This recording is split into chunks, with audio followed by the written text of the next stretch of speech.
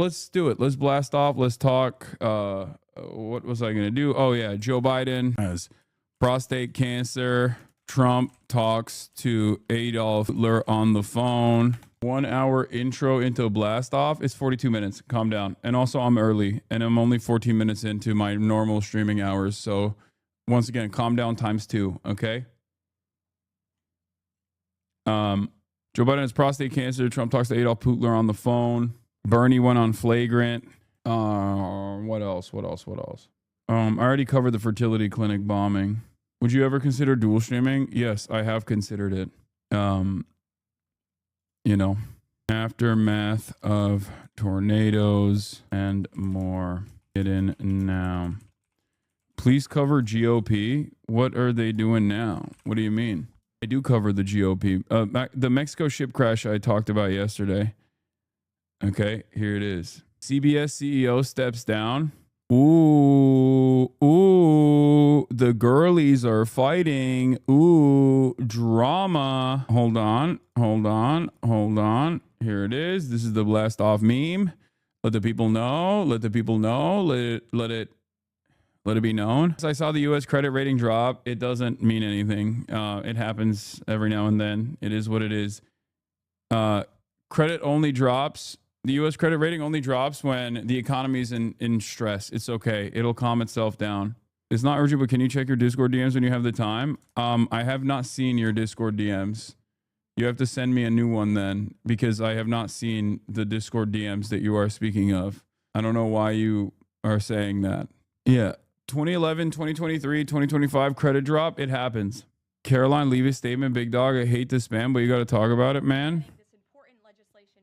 What? To take it down after. What is this? Why? What is the big statement? Gotta talk about Caroline Leave It statement, big dog. What do I have to talk about? It's just a fucking press briefing. Are you all right? Come on, man. You gotta watch this press briefing. Like, what happened? Is there something significant that took place in this press briefing, or what? I think it means ending TPS for Venezuelans. Anyway, okay. I know it's not Adam Friedland chatter. Stop. We already covered it.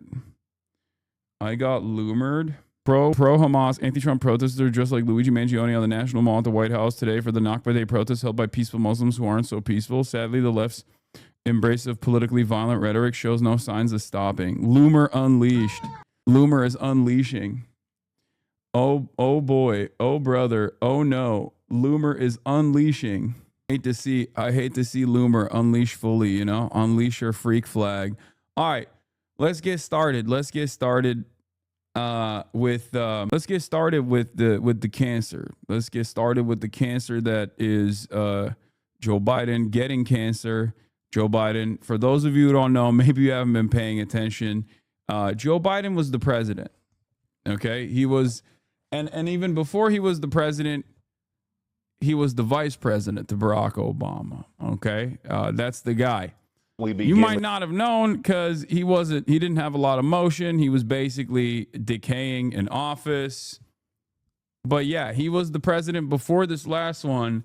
And a lot of the stuff that he did, especially in like the last year of his presidency, pretty much handed the victory to Donald Trump. This is something that is not up for debate at this point. I feel like most liberals up until this like cancer announcement was pretty much universally recognizing that the number one most responsible party beyond the Republicans was Joe Biden for the Trump victory, right?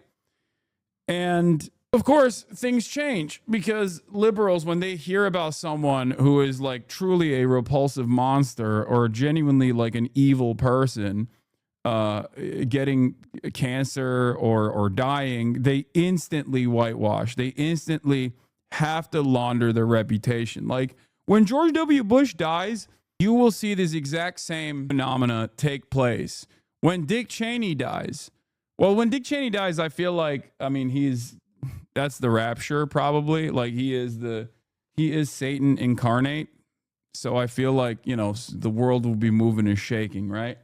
I just don't understand I get the tendency for civility. I get the tendency that liberals have, where a big part of what the media's job is to specifically normalize the actions and normalize the actions that presidents take when they're in office, normalize that violence, normalize the structural forms of oppression that people are experiencing. That is the goal, right? So of course they're going to whitewash, launder his reputation, and talk about how wonderful of a statesman he was and how he gave his whole life to the American state. I don't play like that. You know, the only time where I was like kind of nice about someone dying was Carter. And even then I was pretty stern about making sure that people understood all of the actions that he took in office and how damaging and devastating that was, regardless of how he conducted his own personal affairs post his presidency. But Joe Brandon has cancer. He has prostate cancer, and it's like pretty severe for his age, it seems. Even though I guess it's like responsive to hormones. So they're transing him. They're transing Brandon in order to stop him from dying from prostate cancer, ass cancer, the part of your butt that's also connected to your penis, the G spot for men. All right, let's watch. With the prostate cancer diagnosis for former President Biden. He has an aggressive form of the disease, and our senior political correspondent, Rachel Scott, starts us off. Good morning, Rachel. Well, good morning to you. And political leaders on both sides of the aisle wishing former President Joe Biden well overnight after he revealed he has been diagnosed with an aggressive form of prostate cancer, which has now spread to his bones.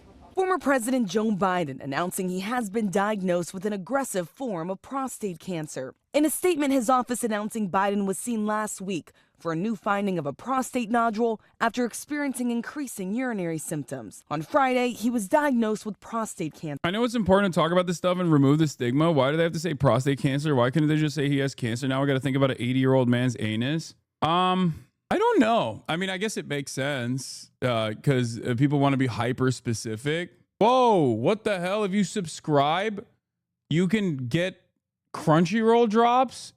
Hey, yo, let's freaking go, dude. I didn't even know that was a thing. Okay, subscribe. Do it. Crunchyroll. I don't know what kind of drops you get from Crunchyroll, but sounds cool.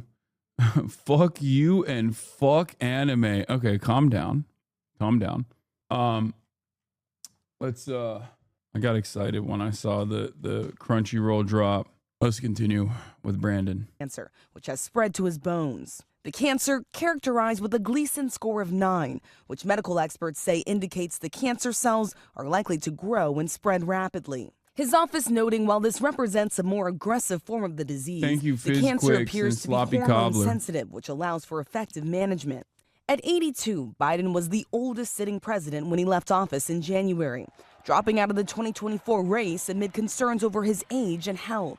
The former president recently appearing on The View. How are you? How you doing? I'm well. The family's well, thank God. Stop giving a shite. Thank you for the 30. And we're getting squared away. Overnight, political leaders sending their well wishes. President Trump, a longtime opponent, saying he was saddened to hear about his diagnosis. Writing, "We extend our warmest and best wishes to Jill and the family, and we wish Joe a fast." Yeah, that was whack, by the way. I was expecting more smoke from Trump, and I feel like we'll still see something today.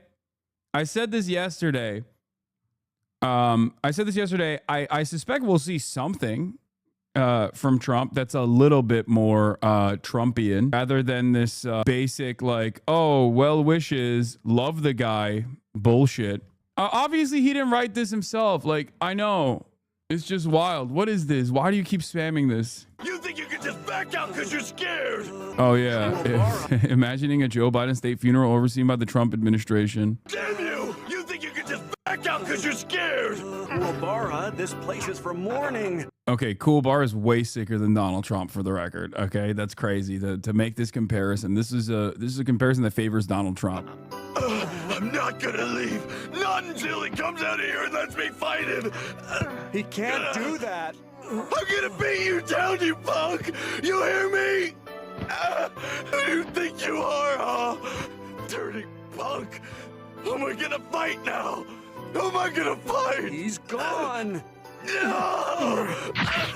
You're supposed to be here. Yu Hakusho. By the way, just so you're aware, finasteride decreases the risk of benign prostatic hyperplasia and low Gleason score prostate cancers, but it can potentially increase the risk of aggressive forms of prostate cancer like what Brandon has. Not fear-mongering, because I still think having a full head of hair is still worth it. Yeah, thank you for telling me that. And then saying not fear-mongering, but you could probably get Biden's incredibly extreme form of ass cancer. Thanks, chatter. I'm definitely not fearful after that not fear-mongering that you just dropped in the chat. Thank you for the tidbit. God damn. Here I was thinking like, fantastic, my hair pills are also saving me from getting prostate cancer. And the chatter has to come in and be like, actually, you're probably going to get a worse version of it. Fuck it, you know? It is what it is. Oh, all right, Brandon. Since successful recovery. Biden's Vice President Kamala Harris calling Biden a fighter. I know he will face this challenge with the same strength, resilience, and optimism that have always defined his life and leadership. Yo, has Obama said something yet? Because Obama was one of the last. Like, I don't know if he, I mean, I'm sure he has at this point, right? He must have. No? Yes? Wait. He must have said something on Twitter. I think he might have literally been the last person to say something about it. Out of all the major figures that have been in his life, Obama was noticeably absent from the conversation until later in the day. 5 p.m. Okay, 4:56 p.m. Not too bad. He didn't immediately lock down a post. He says skill issue on Twitter. Yeah, he waited till end of the day. Michelle and I are thinking of the entire Biden family. Nobody's done more to find breakthrough treatments for cancer in all its forms than Joe. Why are they acting like Joe Biden literally was in the lab cooking up new forms of cancer treatment? I don't understand. What is this like when did this happen? He's the president, dude. He wasn't in the fucking lab going, all right, Jack, how do we fix this cancer? What are we doing? Where is this coming from? Is it because he said that he wants to find a cure for cancer? Because I remember when he said, I want to find a cure for cancer, everybody was laughing because they were like, oh, classic. Like, that's his pie in the sky bullshit thing that he says he's going to do. Every president has one. I don't understand. Like, I guess he's so indefensible overall that they just have to make stuff up to be like, nobody's done more to find breakthrough treatments for cancer in all forms than Joe. And I'm certain he will fight this challenge with his trademark resolve and grace. We pray for a fast and full recovery. No, I know he said he would cure cancer, chatters. I know. Brandon, on the campaign trail, said he was going to cure cancer, and we all laughed about it. And the reason why we laughed about it, because that's a ridiculous fucking thing to say. You're the goddamn president. Like, I don't understand. I don't understand why he was like, he said that and then wait, okay, I work in cancer research. Biden's moonshot funding was historic and vital. Okay, thank you. Fair is fair. I still think it's fucking ridiculous to be like, no one has ever stopped cancer as hard as Biden. You know what I mean? He's the president. I don't think it's appropriate to say that. It's kind of like saying Donald Trump did the most to get a vaccine out. Okay? For Operation Warp Speed, Donald Trump is perhaps the most responsible party for eradicating COVID from this planet in all forms. No, he didn't do that shit. He was the president at the time. And the same goes for Brandon, okay? Or like Elon made the rockets. Yes, now I feel bad. No, don't feel bad. What are you talking about? What cancer the Cuba cure? Lung cancer. He's putting his hours in at the lab. Stop with the Brandon cancer research erasure. Yeah. Anyway, for hours before the news, Beto O'Rourke was talking shit about Biden giving Trump the presidency. I kind of chuckled. I mean, it's true. He's right to say it. And even like Jake Tapper, who is a careerist who's trying to, re-enter the conversation and basically present himself as a legitimate journalist, is actively trying to he's actively trying to talk about how he was actually one of the brave journalists that talked about Biden's age, even though he came into the conversation far too late. Okay, Jake Tapper. And it's ironic because every single one of these guys are now going to turn around and be like, my bad for saying all these mean things about Brandon because he has cancer now. And it's like, why? Why would that change the dynamic? Like, why? Why would that change the fucking dynamic at all? Like, he's still the same bad guy. He's still absolutely the guy who was defended by mainstream media figures, defended by the party, regardless of his mental acuity, his mental deterioration that was like something that you can experience. It was very visible. It was in broad daylight. Anyone that tries to fucking shelter you from that truth is lying. And not only that, but he also was a major ultra-Zionist who allowed Israel to do most of this death and destruction. And he loved it so much. He loved Israel killing children so much that not only did he lie about it, like not only did he lie about why Israel must kill children because Hamas is decapitating children or whatever, all these other like insane things that he said that his own team would have to go back to the media and be like, he never saw those photos. I don't know where he's coming from. But also on top of that, he loved it so much that he lost the fucking election. He is the second most responsible party for the Trump victory beyond Donald Trump. He is more responsible than even fucking Kamala Harris is. Okay? This, I thought, was well established. All of a sudden, we're supposed to throw this out. But the news of Biden's cancer diagnosis has prompted some top Dems to call for conversation about the former president's cognitive abilities deceased. Personally, I don't think the fact that Biden is even in worse shape than we knew should cause us to call off the reckoning. This is what I mean. It's like liberals are going to, once again, actively try to pull back on the criticisms of Biden because he has cancer shit. But he was the president. And not only was he the president, but he did a lot of evil when he was the president, as most presidents do. But some of that evil and selfishness led to an even more evil and more selfish fascist leadership to take power. So no, I'm sorry. I actually do think Donald Trump is a fascist. A lot of people that say that are faking it. Okay? That's it. Liberals that tell you Donald Trump is a bad guy or he's racist or it's Mango Mussolini are fucking faking it. They're not actually angry. If they were, they would be angry at the previous leadership through utter selfishness, led to the fucking fascist leadership that we're exhibiting right now, experiencing right now. That's it. Conversations about Biden's mental acuity should be more muted and set aside for now. Is he struggling through this? No, I don't think it should be. I think, for the record, and Beto O'Rourke is correct about this. Okay, he's right. He's cooking here on the Pod Johns, and I'm gonna explain this once again. I think people that actually dial back and have a more muted approach to Brandon right now are going to still look like they're defending Brandon and his administration, which in some ways they are, because I think a lot of liberals in positions of prominence are genuinely afraid of looking like they were wrong. And instead of recognizing that they were wrong and that they were duped and that they participated in this like secret cover up of the president whose brain was melting in broad daylight, instead of openly saying like, yeah, this was fucked up, this is a major fucking cause for distrust amongst the American population, we're not going to do that again. They're like, yeah, I still think we should not criticize Biden. I mean, he has prostate cancer. He's 90 years old. He fucked up the country already, and he's 90.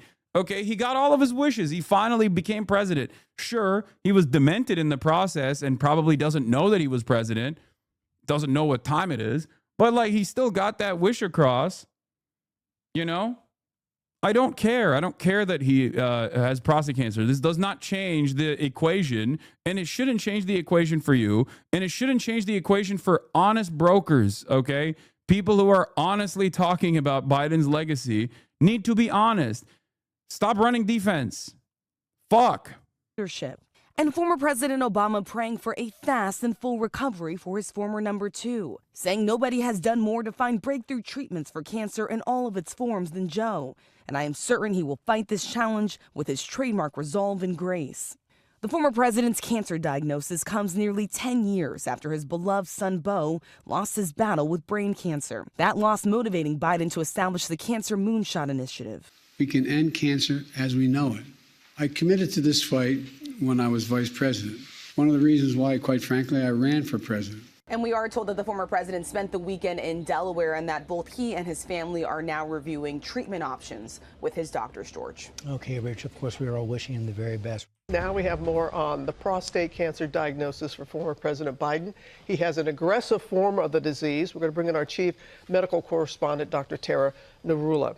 A Gleason score 9 out of 10, and we know that it has also unfortunately spread to his bones. So what does all this mean? Exactly. Well, when you have any type of cancer, we want to know how likely is it to grow and spread. With prostate cancer, we use something called a Gleason score. That means doctors take a biopsy of the prostate. They look at it under the microscope. They take 2 of the largest samples and they look at the cells. If the cells are more normal, they get a number 1. If they're more abnormal, number 5. We add up the numbers from those 2 samples. So let's say one sample is a 3 and one sample is a 4. The Gleason score would be a 7, right? In general, the Gleason score ranges from 6 to 10, with 10 obviously being the worst or most aggressive. His score was a 9. So definitely tells us a more aggressive cancer, more challenging prognosis, more likely to spread. And as you said, we heard it did in fact spread to the bones. We know that that is a place where prostate cancer usually spreads. That means it is a stage 4B. Like, call me ridiculous. Okay. Call me an idealist if you want. But I don't think this is like, I don't think the American presidency is like Make-A-Wish shit. You know what I mean? Like, I don't think that we should be treating this as simultaneously the most powerful position on the fucking planet, but also like something that a guy just kind of deserves and should get. And we shouldn't actually criticize this immense power and how this immense power was wielded by a dude whose brain was fucking melting. You know, how silly of me. How silly of me to say such things, that we should not treat the American presidency as though it's, you know, a Make-A-Wish kid getting his fucking, getting his dreams realized. This is crazy. This is before we even talk about the genocide. You know what I mean? This is before we talk about, like, what he did in his last year in office. It was completely psychotic. Even like before October 6th, there's plenty of stuff that you can criticize the Brandon regime. October 6th is the date that I use specifically, and not October 7th, because October 6th is ironically when he revealed his like insane anti-immigrant plan. Like, that was their big effort to win back voters, was to just basically try to get ahead of all of the anti-immigration, the wave of like white nativist anti-immigration sentiments that were coming from the Republican Party by saying, we're the real border party. And Kamala endorsed everything as well. So obviously she's also responsible for this defeat. But like, it blows my mind that we're just going to forget that, all of that. Why? Because he has cancer. Come on, let the little guy rest. Like, get the fuck out of here. Usually that means it is not curable. It is treatable. In general, we think about prostate cancer as being slow growing and usually having a good 5-year survival, 99%. When it is spread to distant sites, then that 5-year survival drops to about 37%. Also, the other part of this that I don't understand, and this is a good question, is how the fuck does this guy not have a doctor prod his asshole with regular frequency? He's 90 years old. Okay. That's like, once you're 45, I feel like that's basic physical shit. You know, you get a physical once a year as a normie, not the president. A doctor's going to shove his finger in your ass. Okay. So how did this happen? They stopped checking after 80? Wait, really? Apparently they stop after 70? Wait, why? They're just like, yeah, if it happens, you're going to die anyway. Is that what it is? And I also, is there also a guideline for presidential checkups? I feel like presidents probably still get like a more comprehensive checkup, including the ass prodding. I believe after 80, there's almost 100% men get prostate cancer. Like, what you're describing seems like a common practice for people on insurance or like Medicare. You know what I mean? That seems like legislation that like, or that seems like guidelines that's like some insurance company wrote because they're like, well, there's too many false positives anywhere, so it's a waste of time to like go through this rigorous check. But I feel like if you're the president, you probably go through the maximum checks, right? Or I would expect you to. You don't discover stage 4 prostate cancer that is metastasized to the bone. He was actively campaigning with his diagnosis 100%. It can be detected in routine blood draw checks. Benign prostate hyperplasia, and we can't biopsy everyone. However, many health authorities advocate for the cessation of routine prostate cancer testing in men older than 75 because of the belief that most patients will have a clinically insignificant cancer and will not benefit from the therapy. Damn. So if you're a dude and you make it to like 75, you already have ass cancer. Like that's what the medical consensus is on this, where they're like, yeah, you probably have it. That is terrifying to think of. Holy shit. If only Brandon actually eliminated cancer when he was president, like he said he was going to do, then, you know, I wouldn't be so concerned. All right, let's continue. In a statement released by the former president's office, it notes that he's considering hormone treatment. So how does that work, and what does that tell you? So when we talk about hormones for this, we're talking about androgen deprivation therapy. That means depriving the body of testosterone or androgens, which we know is a fuel for prostate cancer cells. So by either blocking the production of testosterone or the ability of testosterone to reach the cells, you're hopefully slowing the growth. So we know that with prostate cancer of this stage, we usually use hormone therapy to basically improve quality of life, maybe give somebody more years. Of course, hormone therapy also comes with its own side effects. Former president's 82. Actually, yeah. So age obviously factors into everything. We see prostate cancer usually rise with increase in age. It's the average age of diagnosis is 68. But certainly when you look at factoring in what are we going to treat this person with, you look at age, their health status, their quality of life that they want, their life expectancy, all of that factors into the treatment plan. Well, we are all wishing him the best. Yes, without a doubt. All right, Doc, thank you so much for that. Joe Biden has been diagnosed with an aggressive... I also need to explain something to you guys, and I did this yesterday as well, but it bears repeating. In 2019, we knew that Joe Biden's health had diminished. We knew that Joe Biden's mental faculties had diminished. When I say we, I mean myself. I talked about this quite extensively. I wrote about this extensively in 2019. I wrote about it in 2020. I talked about it in the primaries where I said he's going to be a one-term president. It's crazy that like we're just kind of dropping the incumbent advantage for the upcoming election, even if he was to become the candidate, right? And there were a lot of people at the time, there were a lot of like ball knowers, a lot of politics understanders that were yelling at me for being fucking ageist and all this stuff. And it was obvious back then. So one must ask the question once again, why did this happen?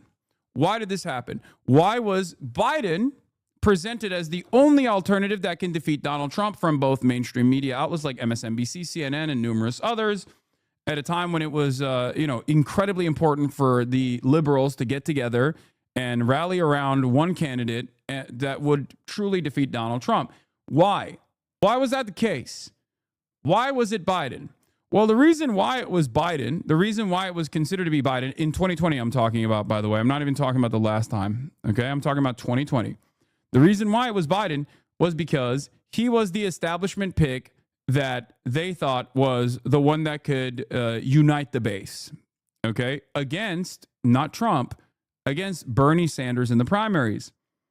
And if you recall, and this is something that I covered extensively at the time, you can go back and watch my VODs on this. You can go back and watch my videos on this.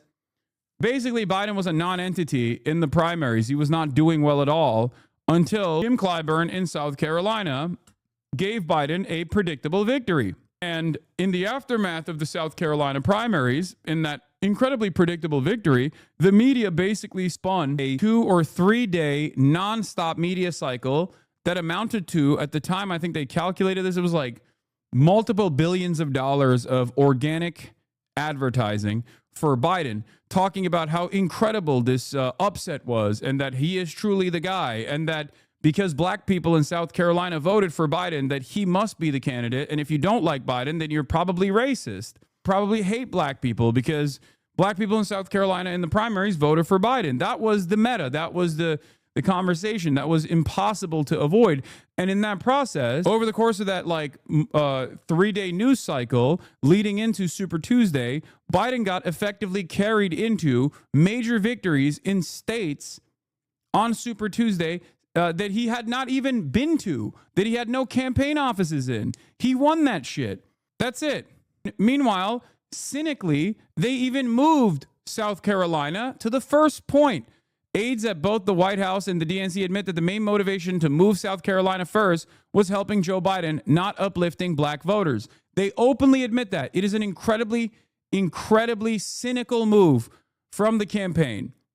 South Carolina is utterly dominated by machine politics. Like the South Carolina Democratic Party, the South Carolina Democratic Party is completely controlled by machine politics, okay? Church groups and the Democratic Party and Jim Clyburn run the show there, okay? If Jim Clyburn was a major advocate for Bernie would do gangbusters numbers over there. If they were using the same church groups and the same organizing tools that the Democratic Party machine uses in South Carolina to push for Bernie Sanders, everyone would vote for Bernie Sanders. Okay, straight up. That's it. Get mad at me all day, every day if you want. It doesn't matter. Older voters are very malleable. Black, white, doesn't matter. Okay, boomer voters are endlessly persuadable.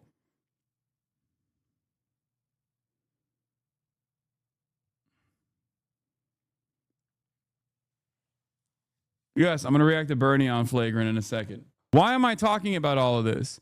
For two reasons. One, the Democratic Party cynically weaponizes identity politics in this way in an effort to put forward establishment candidates.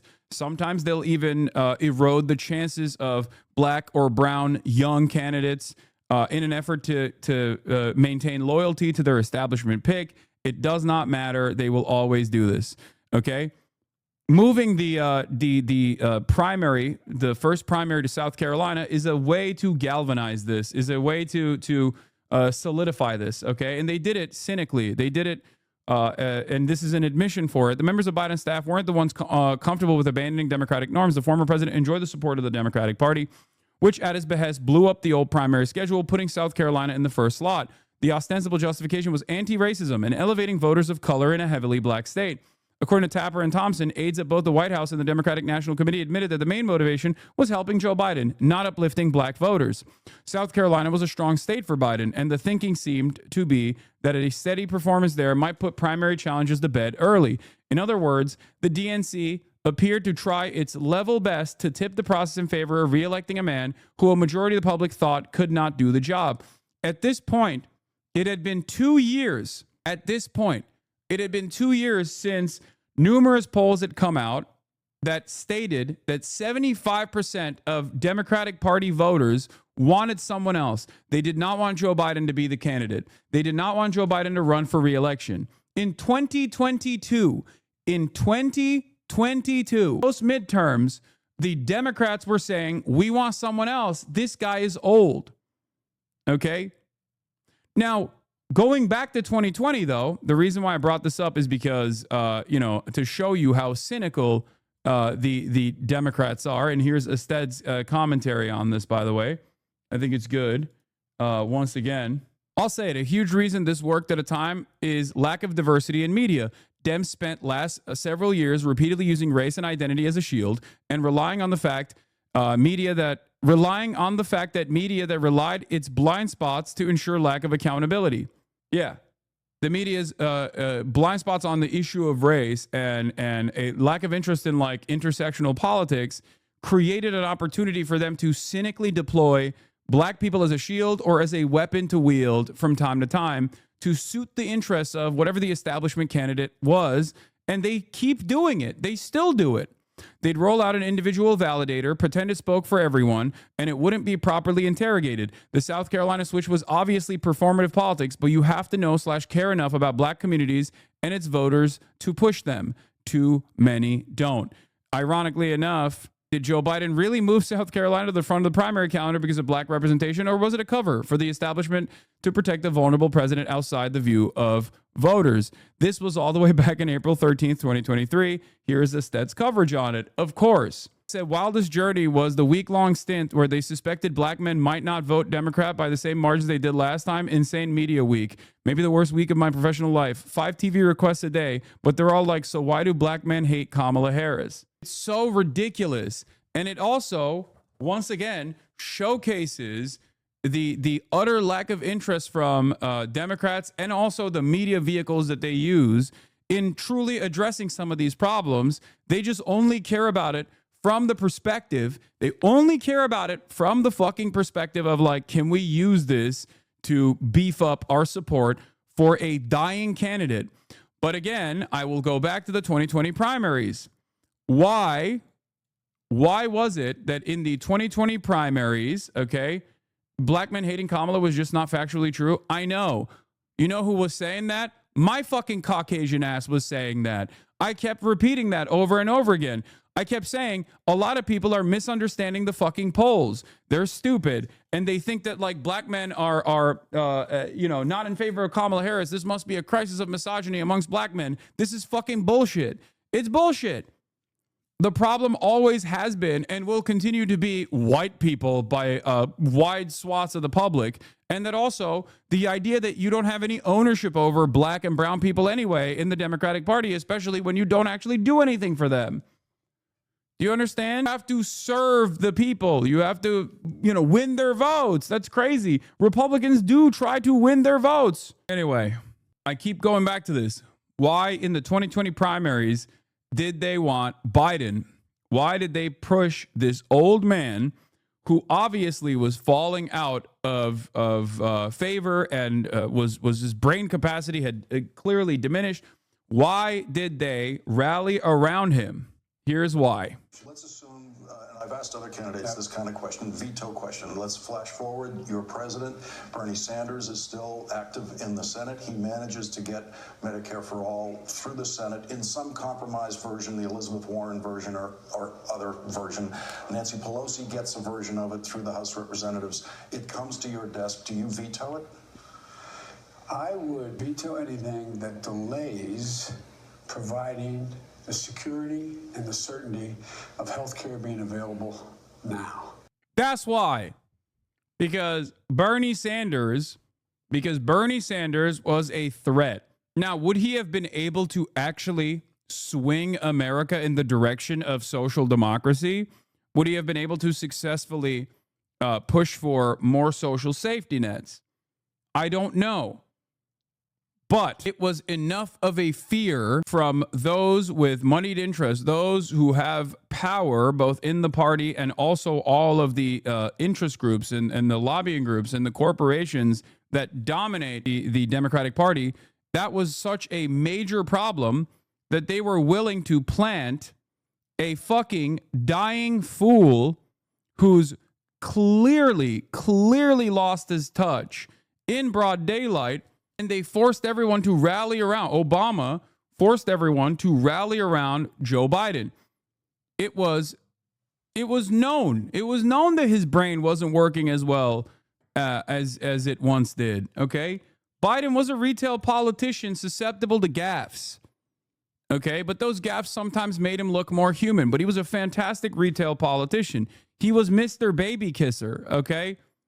He did that shit. That was his main role. That was his role in the Obama administration, the kind of racist white guy that will silence the masses that are terrified of a black president who they thought was Muslim. Okay?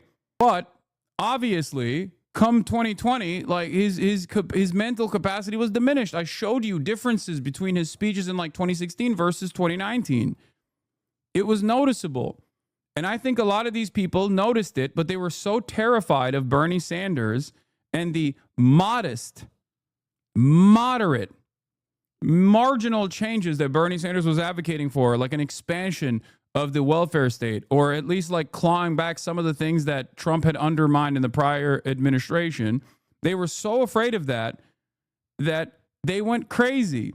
They went crazy and they pushed for Biden. Make no mistake. And of course, Biden's administration was filled with false promises that he ran on that he never actually followed through on. There is at this point a lot of whitewashing and laundering of the reputation of Joe Biden that's taken place in broad daylight. I will not stand down. I think the goal here is for mainstream media to make you think that like he wasn't all that bad and that everyone's being a little crazy about it. And it's a way to actually launder their own credibility as well, to say, on the one hand, you know, we kind of knew that he was old, but he was like really sheltered from the public. But also on the other hand, don't think too much about it, because then it's really fucked up. If you think too much about Biden's diminished mental faculties and how we actually ran cover for it, then, you know, you're going to start being skeptical of the narratives that we present. Meanwhile, what a lot of these people don't realize is that this lack of interest in doing good journalism is unironically part of the reason why so many people have completely dropped support, and so many people completely refuse to believe any of the narratives coming out of mainstream sources, mainstream resources. Another great example of this is the things that people can see with their own two eyes on social media about the plight of Palestinians versus what they see in mainstream news.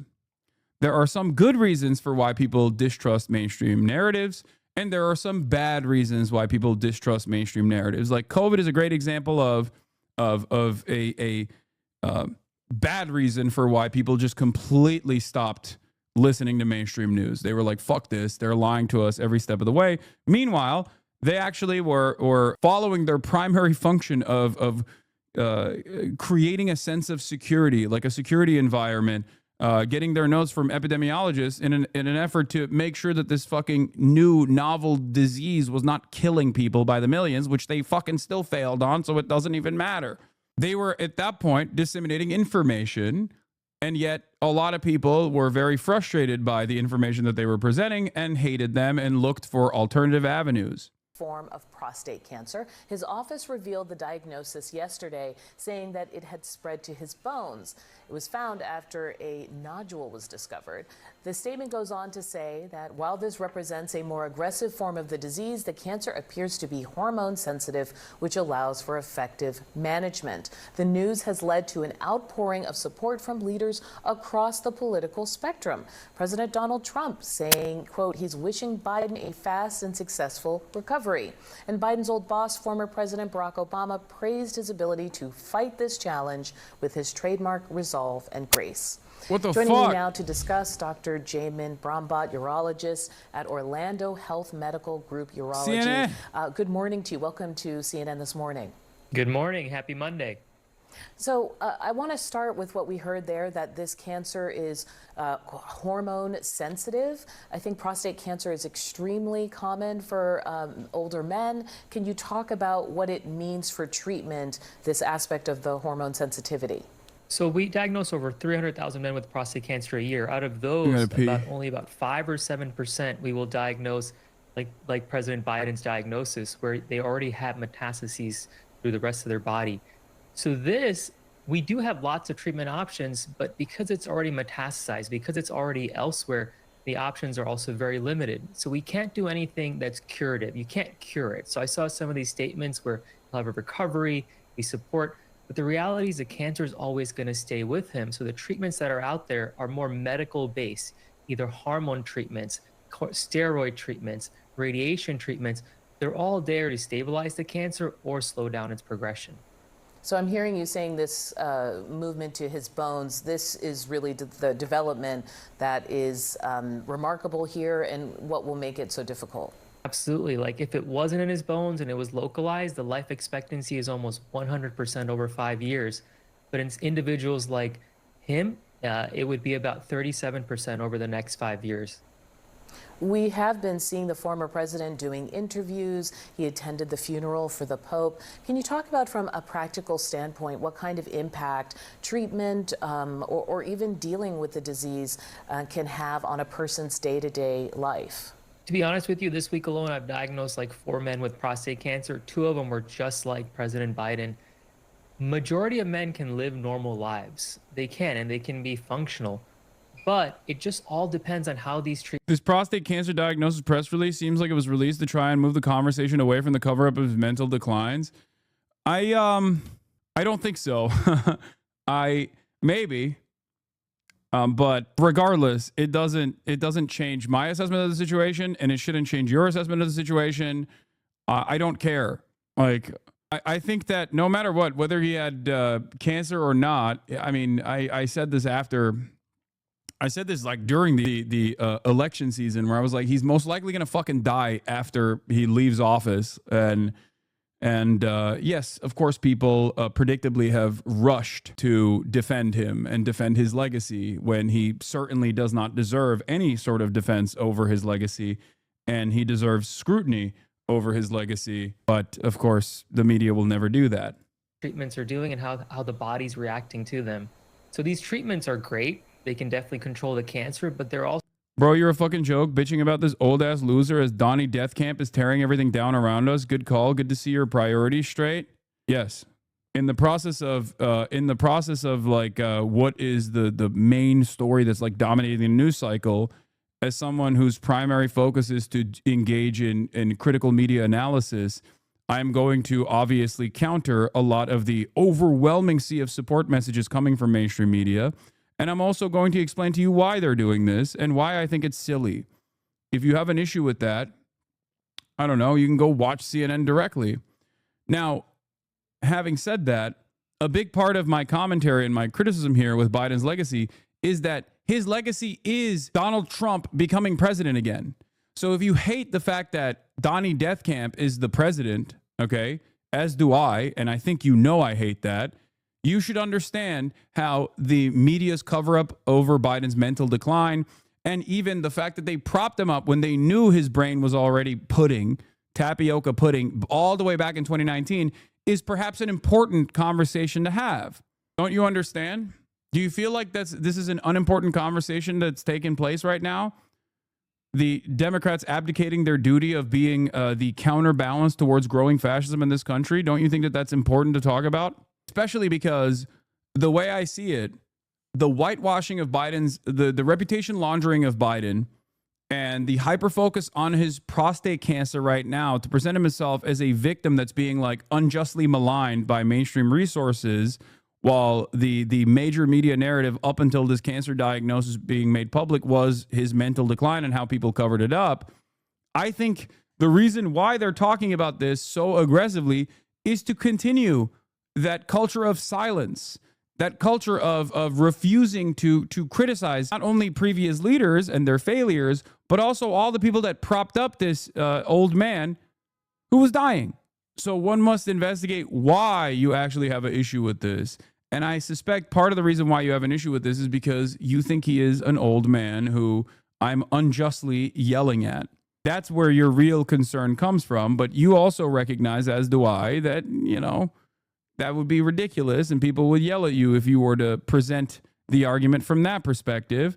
So you have to take this other angle where you're like, well, you should be fucking talking about Mango Mussolini or Mr. Cheeto. And it's like, I do every day. I do, as a matter of fact. Even when I'm talking about Biden, I'm covering this from the perspective of like how Biden's inability to cope with the reality around him and his selfishness to hold on to this office, or even his selfishness in terms of like running for office to begin with, led to Donald Trump's second victory. That's it. What is this? Zoran Mamnani needs your help. What? Volunteer needed. Any lovely supporters speak fluent Turkish and want to help with a quick project? Not looking at you, Eric Adams. I mean, I could help with this. Also very high risk in terms of some of the side effects. So I think he can be normal. I see a lot of my patients that are normal, that can function, can drive, can do the things they want to do, continue on with their jobs. But if the cancer progresses and there is pain in the bones, there is excessive fatigue or hot flashes, other side effects, then they may be limited.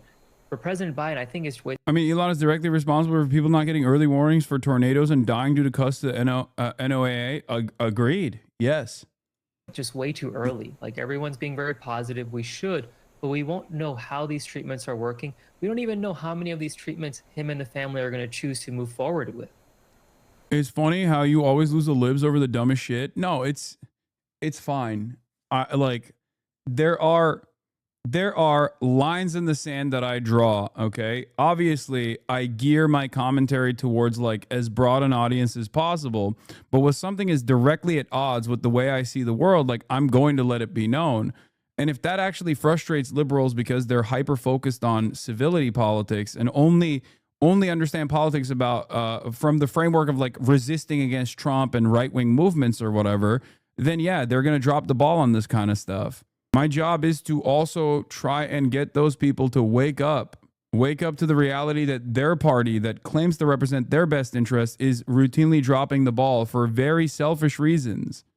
And I understand that's part of the difficult decision making, right? You talked about diagnosing people. I can't imagine what those conversations are like. Yeah, and they can be very, very tough. I know when I have to diagnose cancer in the office, like it's a very sensitive, emotional conversation.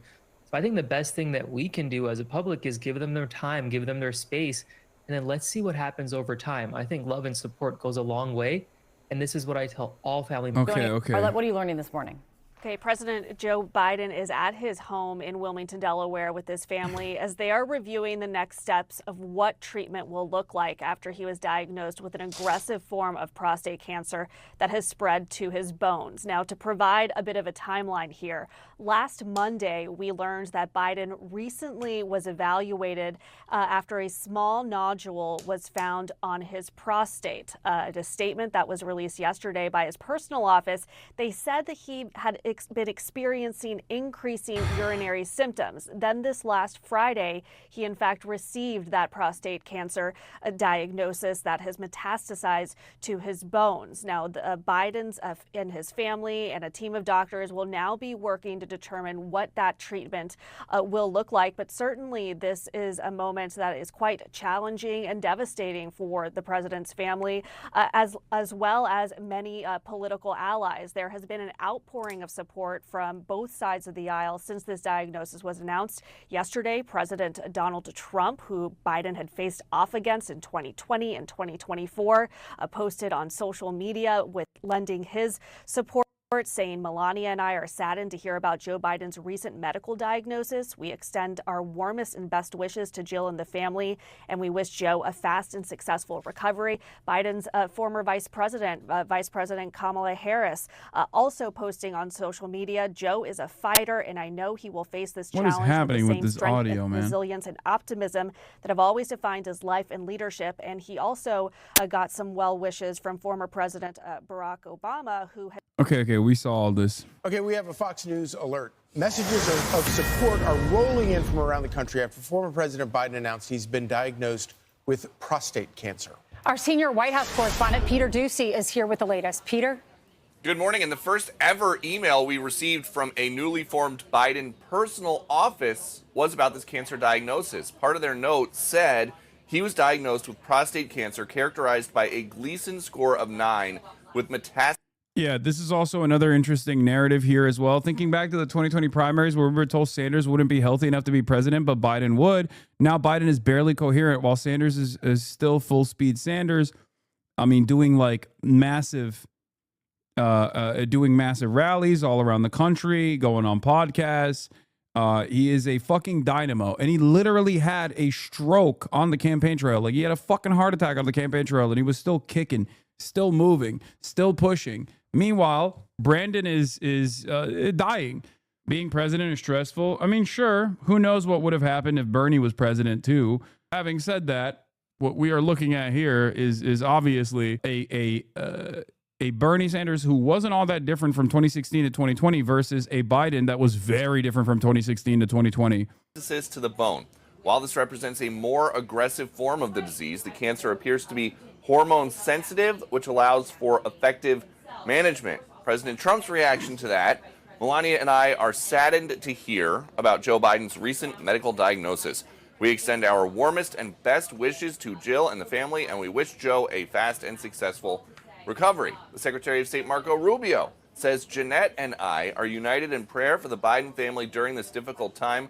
Kamala Harris says Joe is a fighter, and I know he will face this challenge with the same strength, resilience, and optimism that have always defined his life and leadership. We are hopeful for a fast and speedy recovery. And then Barack Obama says nobody's done more to find breakthrough treatments for cancer in all its forms than Joe. I'm certain he will fight this challenge with his trademark resolve and grace. There was, of course, a ton of focus on President Biden's health while he was in office, but most of it focused on cognitive abilities and whether or not the Parkinson's specialist who kept getting cleared into the White House was treating the president. There were a lot fewer questions about cancer screenings, especially after July 21st of last year when he said he was not going to seek a second term. Friday we all heard that Robert Hur audio come out, and the Biden office was quiet about it. Now we know Friday is also the day they got news from the doctor about this diagnosis. Back to you. All right, well, our thoughts and prayers are with his family. We definitely don't wish this on anyone. Thank you so much. Thanks, Peter. All right, let's bring in Fox News senior medical analyst, Dr. Mark Siegel, to respond to this. Dr. Siegel, we got word about this yesterday. Your reaction to how advanced it seems. Really, really surprising that it's this advanced at the time of diagnosis. Now, you can miss prostate cancer, but most of the time, regular screening picks it up. A sitting president, I would expect to have advanced screening.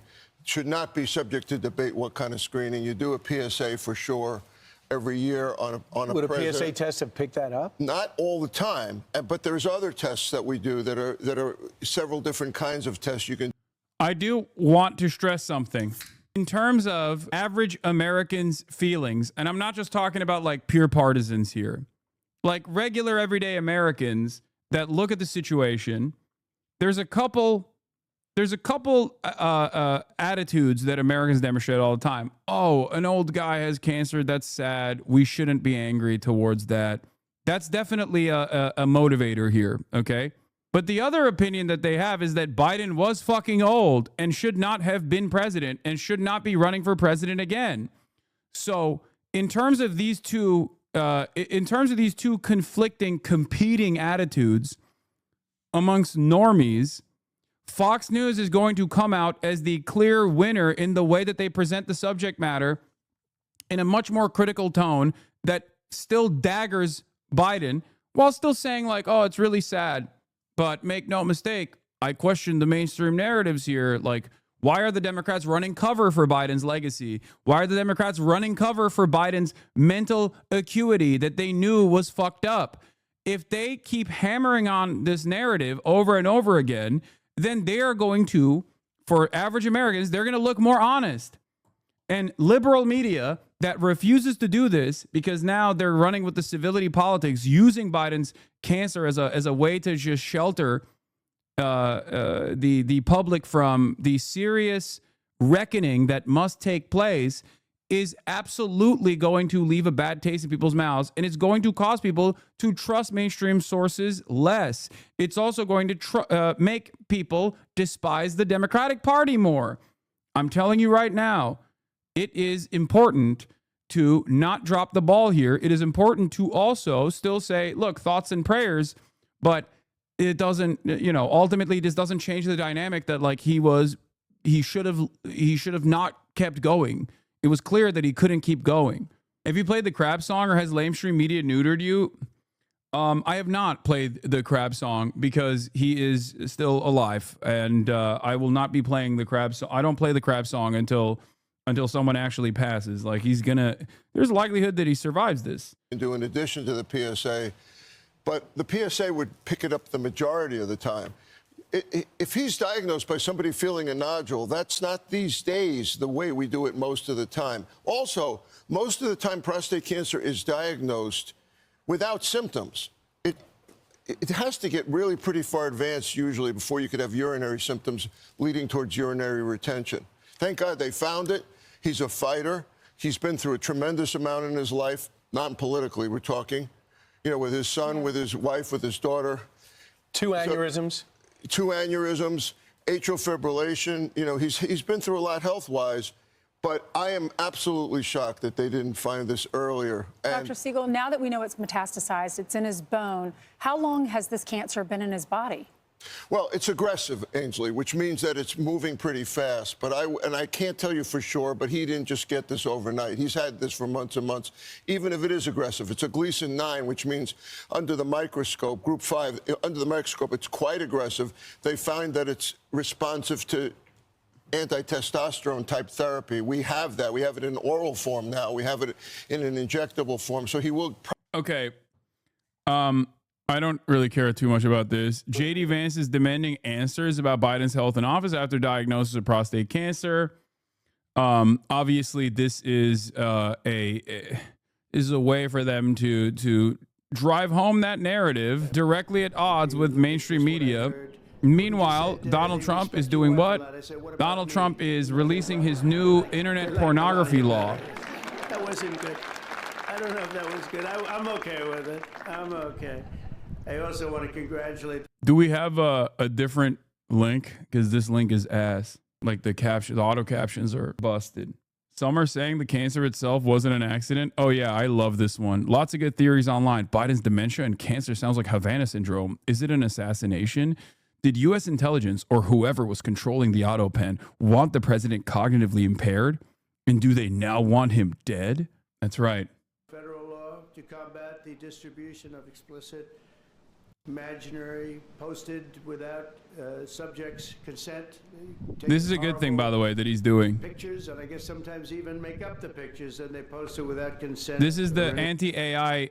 This is the anti-AI pornography legislation. Generated by artificial intelligence, known as deepfakes. We've all heard about deepfakes. I have them all the time, but I don't. Nobody does anything.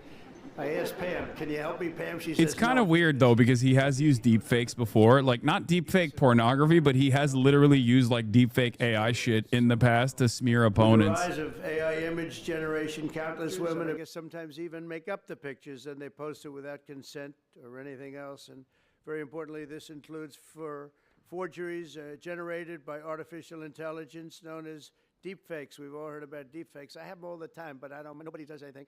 I asked Pam, "Can you help me, Pam?" She says, "No, I'm too busy. Too busy doing other things. Don't worry, you'll survive." But a lot of people don't survive. That's true, and so horrible. With the rise of AI image generation, countless women have been harassed with deepfakes and other explicit images distributed against their will. This is the wrong, and it's just so horribly wrong. And it's a very abusive situation, like in some cases. Okay, this leads me to believe that that Trump has seen the deepfake videos of him sucking Elon's toes. Thank you. Upon hearing the stories of so many women affected, our First Lady made stopping these abuses a top priority, and she was given tremendous support because she'd go up to people and talk about it. They say, "Yeah, we know about it. We have the problem. Can we do something?" And she did something about it with the help of a lot of the people, especially the political people. For the record, sitting here. I call balls and strikes. This is good. This is good that the admin didn't get in the way of this. I believe there was some contest from the likes of perverts such as Elon Musk, because he's like Mr. AI now, even though he hated AI in the beginning. Let me see. I might be wrong on this. Let's see. I mean, he has Musk's ex to blocks Musk's ex sues to block Minnesota deepfake law over free speech concerns. But this is, you know, Congress passes Take It Down Act despite major flaws from the Electronic Frontier Foundation. There's always going to be issues with this kind of legislation, by the way. President Trump himself said that he would use the law to censor his critics. The bill passed the Senate in February. The takedown provision in Take It Down applies to a much broader category of content, potentially any images involving intimate or sexual content, than the narrower NCII definitions found elsewhere in the bill. The takedown provision also lacks critical safeguards against frivolous or bad faith takedown requests. Services will rely on automated filters, which are infamously blunt tools. They frequently flag legal content from fair use commentary to news reporting. The law's tight time frame requires that apps and websites remove speech within 48 hours, rarely enough time to verify whether the speech is actually illegal. As a result, online service providers, particularly smaller ones, will likely choose to avoid the onerous legal risk by simply depublishing the speech rather than attempt to verify it. So I think that there are definitely issues with this, but there's always going to be issues. Bad take, it's bad law that's too ambiguous, and we'll push for preemptive takedowns before even verifying the content. But I think that given how aggressive people will try to misuse the takedown notices here, I assume that they will, like, it will be up to the private corporations to issue better protections towards false takedown notices and to build better verification tools. Reality of the matter is deepfake AI is truly a horrible, horrible thing that is incredibly commonplace. And I think ultimately any kind of legal protection for victims in this process is always going to be seen as like expansive, vague, could be used towards quelling speech, could be issued in a false way. It's the same principle behind like NetzDG, for example. Having said that, I still think it's is this the market will regulate itself? Well, there's no other way around it. That's just how it is. get that vote from. You have too much faith in the shitty corpos to not do a good job. They will fumble it hard, and this will be a censorship tool. I understand that, but I think it's I think ultimately it's a good bill. I mean, it's not the best bill, but I think it's still it can be used nefariously. But every bill that tries to curb back malicious actors is always going to be weaponized by other malicious actors with false flagging. But thank you very much for being here, all of you, and congressmen, a lot of them, and women. Working with our First Lady, though, we've shown that bipartisanship is possible. I mean, it's the first time I've seen such a level of bipartisanship, and it's a beautiful thing to do. I'm not even sure you realize, honey, you know, a lot of the Democrats and Republicans don't get along so well. You've made them get along, and she didn't even know about that. She didn't know we had a problem. She didn't know we had a problem. She got a... But I want to thank you, honey. You've done amazing that this was done when you started. And I said, I don't know, it sounds like a tough one, and yet a very important one, and you got it done. So I congratulate you, and I congratulate Ted, Maria, everybody. Thank you very much. Thank you, and we'll sign the bill. Thank you. So fucking condescending. I mean, that's Trump, baby. That's how he is. So yeah, I don't think it's the end of the world. Obviously, any kind of bill. I mean, you could say this about everything. Every kind of legislation, good or bad, can be misused. Okay. Breaking. Trump wants to ban this AI video showing Melania Trump making out with Gavin Newsom. Trump insiders told us Trump is disgusted by this AI video and wants it banned off the internet. Oh my God, Blue Anon. Oh my God, Blue Anon is so fucking brain broken, dude. Blue Anon is looking at a bill that like fucking AOC also authored or co-sponsored and saying like, no, this actually is for some other nefarious purpose. And the nefarious purpose is that Trump's feelings are hurt by this AI video. Ew. I think they are memeing, but I might be wrong. I don't think they're joking. I think they're being sincere. I think it's like almost like a Midas touch angle here, which is that the biggest anti-internet laws always use topic everyone agrees with to be like, how can you be against this? To ship horrible things into law. I agree. Sesta Foster is a great example of this as well, where they act like they're trying to combat sex trafficking. Many anti-sex work provisions, many anti-sex work laws are positioned as like being against sex trafficking and being against like other forms of non-consensual sexual acts being filmed, when in fact the actual impact of legislation such as that is to make it harder to do sex work in general in a consensual manner. And Sesta Foster is a great example of this. That was horrible for sex workers and took away tools that they could use to protect themselves from clients that were bad, for example. I know this. I've talked about this extensively. I still think that this, on the other hand, is not like the primary purpose of this is not necessarily to quell speech or to issue takedowns falsely. It will be used for that purpose, but the primary purpose of this legislation is to combat deepfake AI porn. Do you see what I mean? Like Sesta Foster, its primary purpose wasn't to combat sex trafficking. It was just presented as that, but in fact, it was actually to make it harder to do sex work, to move away from decriminalizing sex work and to move in the direction of further criminalizing sex work, make it harder to do. The primary purpose of this legislation, on the other hand, while it still allows opportunities for bad faith actors to falsely apply this Take It Down Act to try to get shit taken down and to try to stop free speech from taking place online, the primary purpose of the bill in and of itself is still to combat deepfake AI porn, and therefore I think it's not the worst. Anyway, speaking of sex, JD Vance, a man who doesn't have it. Sex, I mean.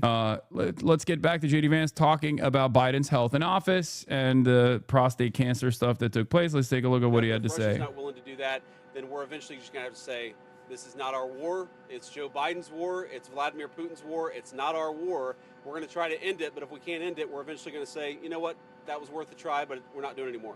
Speaking of Joe Biden, sir, do you have any thoughts on his diagnosis? Yeah, look, I mean, first of all, of course, we wish the best for the former president's health. And you know, it sounds pretty serious, but hopefully he makes the right recovery.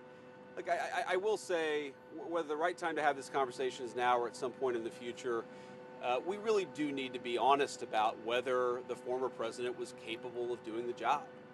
And that's no, you know, that you can separate the desire for him to have the right health outcome with the recognition that whether it was doctors or whether there were staffers around the former president, I don't think he was able to do a good job for the American people.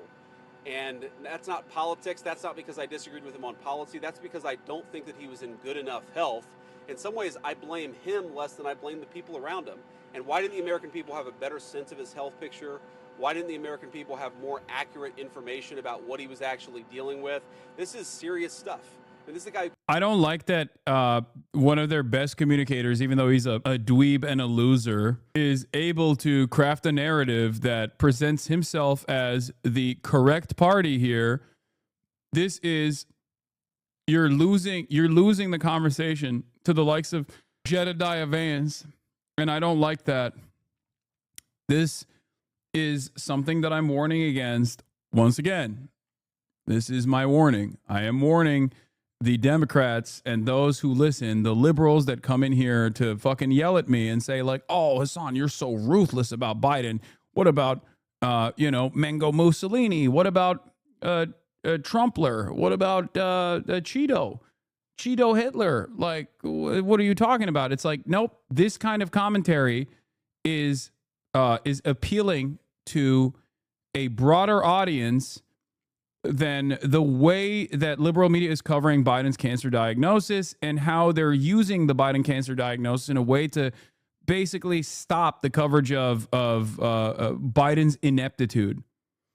Okay, Hassan is now sane-washing Trump law. Hassan now a J.D. Vance fan law. Yes, those are both things that I'm doing right now. Remember when everyone fucking said this? When I would say Donald Trump is an insane person, but Joe Biden is visibly deteriorating in ways that Donald Trump isn't. And liberals that don't recognize this reality are deluding themselves. Remember when I said this in the election before Biden dropped out? And liberals were like, dude, how dare you say this? But Donald Trump says awful shit all the time. It's like, he doesn't make any sense. I know. I'm aware of this. I know. Part of what I say about Trump now, Trump too has been vindictive, malicious, petty, significantly more powerful than the first term Trump won in comparison to Trump won. Like, he's able to enact his like petty, selfish agendas. Except, what do I also say? He's Brandonizing at an alarming rate. But the very fact that I use the term Brandonizing to imply someone's mental capacities are fucking deteriorating in broad daylight implies that there was a serious problem in the previous administration. Between Trump and Biden, a reality that every American could see was that Trump says crazy stuff, but that's just Trump. Whereas Biden was seen as a old man that it was just like a sad state of affairs, an old man that's like being propped up, too old to run the country. If you can't trust him behind the wheel, why would you trust him to run the country? This is not sane-washing Trump. Stop having a black and white opinion on this. This is me warning liberals who are coming in here.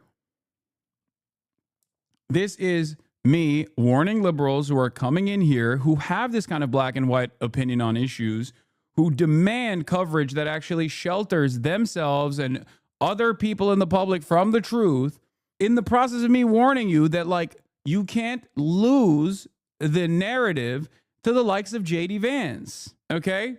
Also, Biden's not even president anymore, nor is he running for office, so criticizing him does not actually fucking mean I'm giving a W to Donald Trump. A big part of my criticisms of Biden revolve around how his selfish nature caused Donald Trump to win. It played a formative role in Donald Trump winning. Just like, and I'm saying this right now, not accurately covering the cover-up that people in Biden's orbit engaged in a way to garner support from people who recognized it far before mainstream media reported on it, is going to offer J.D. Vance more credibility in the eyes of the average person that saw that Brandon was fucking, his brain was doo-doo. Carries around the nuclear football for the world's largest nuclear arsenal. This is not child's play, and we can pray for good health, but also recognize that if you're not in good enough health to do the job, you shouldn't be doing the job. Okay. Thank you, guys. Have a safe trip. See ya. You too. President Donald Trump and Russian President Vladimir Putin have both been reacting positively after they spent 2 hours talking on the phone. It comes as Washington continues to push to end the fighting in Ukraine. Well, in the last hour, the American leader has posted on social media about the talks. He said he believes the call went very well, adding that Russia and Ukraine will immediately start negotiations towards a ceasefire and, more importantly, bring an end to the war. He went on, the tone and spirit of the conversation were excellent, before adding that Russia wants to do large-scale trade with the United States when this catastrophic bloodbath is over. And I agree. Vladimir, stop. That's what he said. Let's go straight to our correspondent at the White House, Nomia Iqbal. Nomia, just to be clear, first of all, we're talking here about negotiations about a ceasefire, not negotiations exactly about ending the war permanently. That's correct. And there's no breakthrough, I would say, in those peace negotiations. And I would say that... Dude, Chuck Schumer is set to intro a bill that would forbid a foreign plane to be used as Air Force One. The bill would prohibit any taxpayer funds to be used to retrofit any sort of foreign-owned aircraft for presidential use. Oh, my God, dude. Oh, my God. This is the most smoke I've ever seen from Chuck Schumer. This is what activated him. This is what activated Chuck Schumer. I'm losing my mind. Dude, please do this for unjustifiable detentions, or the fact that Trump is actually trying to take away due process, or any number of different things. Like, why was he bombing Yemen? Investigate that. Why was he bombing Yemen without congressional approval? That's a fucking foreign nation, dude. Why are we bombing a foreign nation? Of course, Chuck's never going to do that, because obviously all of those things are mostly in line with Israel's interests on U.S. politics, and Chuck Schumer is a AIPAC-backed attack dog for Israel as well. But goddamn, dude, the GOP just failed, luckily, in their first attempt to cut up to $800 million in fucking Medicare funding, or 800 billion, 800 million, right? Or is it 800 billion? I don't fucking know anymore. God damn it. It's just like they are actively trying to undermine Medicare funding and Medicaid funding. 800 billion. Sorry, 800 million. Hold on. Here's from the Kaiser Foundation. Putting 880 billion in potential federal Medicaid cuts in context of state budgets and coverage. It is 880 billion, not even 800 billion. Okay? I'm Brandonizing myself. The GOP is entertaining the notion of cutting 880 billion in potential federal Medicaid expenditures. And this is what Chuck Schumer is focusing on. Are you fucking serious? Oh my God. And not only that, but also, once again, laughable notion here, but imagine if he had this level of smoke for Trump's endless support for Israel, for example. Like, Israel is doing a genocide. Imagine a world where Chuck Schumer was turning around and going, why is Mango Mussolini aligning with another fascist in Israel and doing a genocide with our taxpayer funds? Why is that happening? There are a million different things that he could be tackling at the domestic level, or a million different things he could be tackling from a partisan angle on the foreign policy front. And yet he's not doing any of that. He's just still like, the Qatar jet, that's a good angle of attack. Like, no one fucking cares. That President Trump portrayed this conversation more positively than Vladimir Putin did. He talked about possible future peace agreements. Donald Trump said that he said that, as you mentioned there, the conversation was warm and friendly, but he focused a lot more on the economic benefits that might be in store for Russia and Ukraine when the war ends. Essentially, what it sounds like is President Trump is saying it's up to both sides to work it out and essentially come up with the conditions for for a negotiation, for a ceasefire, and ultimately to end the war. And it's up to them to decide. And so it's not really the US walking away. It sounds like they will continue to push both sides to work it out. But ultimately, he's letting them decide. And that's where I think there is that huge challenge, because we know that there are things that Russia will not concede on, and there are things that Ukraine will not concede on.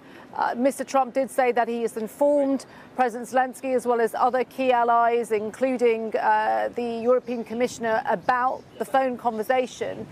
But as I say, there was no major breakthrough in that conversation, and I don't think there was expected to be. OK, Nomia, thank you very much for that. Nomia Iqbal at the White House for us. Well, the Russian leader has also been speaking about that conversation. President Putin said it was, in his words, very informative and quite a frank talk. Take a listen. We agreed with the President of the United States that Russia will propose and is ready to work with the Ukrainian side on a memorandum regarding a possible future peace treaty, outlining a number of positions, such as the principles of resolution, the timeline for a potential peace agreement, and so on, including the possible cessation of hostilities for a certain period in the event of reaching specific agreements. A short time ago, I spoke to our Russia editor, Steve Rosenberg, in Moscow, and he gave us his reaction to what we have heard about the Russian side of this phone call. It doesn't seem as if much has changed. Remember, America, European leaders and Ukraine had been pushing Russia to sign up to a 30-day unconditional ceasefire. Russia hasn't done that. Russia has been resisting that all along, and still after this conversation there's no talk about a ceasefire now. However, Mr. Putin's press secretary Dmitry Peskov, after Vladimir Putin's comments, said, I think in an attempt to flatter Donald Trump, talked about how Russia saw America as a neutral party now and basically blamed Europe for wanting the war to continue, trying to drive a wedge between America and Europe and trying to flatter Donald Trump. Steve Rosenberg in Moscow. Well, we're joined now by Daniel Byman, who is the director of the Warfare, Irregular Threats and Terrorism Programme at the think tank, the Centre for Strategic and International Studies. Daniel, thank you very much for joining us on BBC News to talk about this developing story. From what you've heard, ain't no way a ceasefire happens. He's playing Trump. I think he's playing Trump for sure. A ceasefire could happen in the future, but I think he's, I don't know. Look, I can't. As you guys know, I don't make predictions on Vladimir Putin. Okay, Adolf Hitler does what he fucking wants to do, but looking at the way he's moving, at least on the battlefront, I think he's looking to position himself further and further inside of more Eastern Ukrainian territory before he is willing to concede on a ceasefire. Because from what I understand, I try to read the tea leaves to the best of my ability, as many people do in this process. It's very hard to know what's exactly Putin's ambition here. He's generally an untrustworthy person. He is. Please stop making predictions. You're too on the ball. No, what I'm not making predictions, but what I'm seeing from what he's doing is I think he wants further and further incursion into Eastern Ukrainian territory. And like part of what the dispute is right now is additional permanent annexation of 4 territories, including areas that he has not conquered, right? Including areas that he hasn't actually militarily engaged or has seen enough success in. And I think for that reason, I suspect he's like trying to use the negotiation process to undermine America's involvement in Ukraine by constantly telling Trump, like, I'm going to do a ceasefire. I'm going to do a ceasefire. You're the GOAT. Fuck Zell Disney. He's gay. He's woke. He's the, Kamala Harris, basically, right?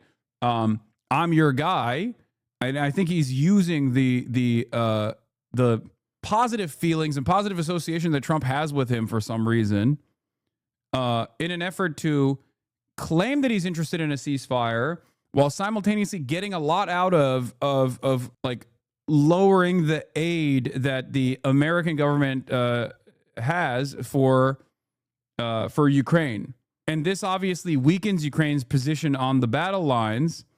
And this allows Russia to actually use the fake negotiations that they want to engage in to basically push further into Ukraine. I think that's what's going on. And eventually there will probably be a ceasefire if Vladimir Putin is able to take over more Ukrainian territory, push Ukraine into a worse position overall, even though I can't comprehend how much worse Ukraine's position could get here in this process, because Donald Trump's ceasefire negotiation that he brought forward at this stage is literally awful for Ukraine.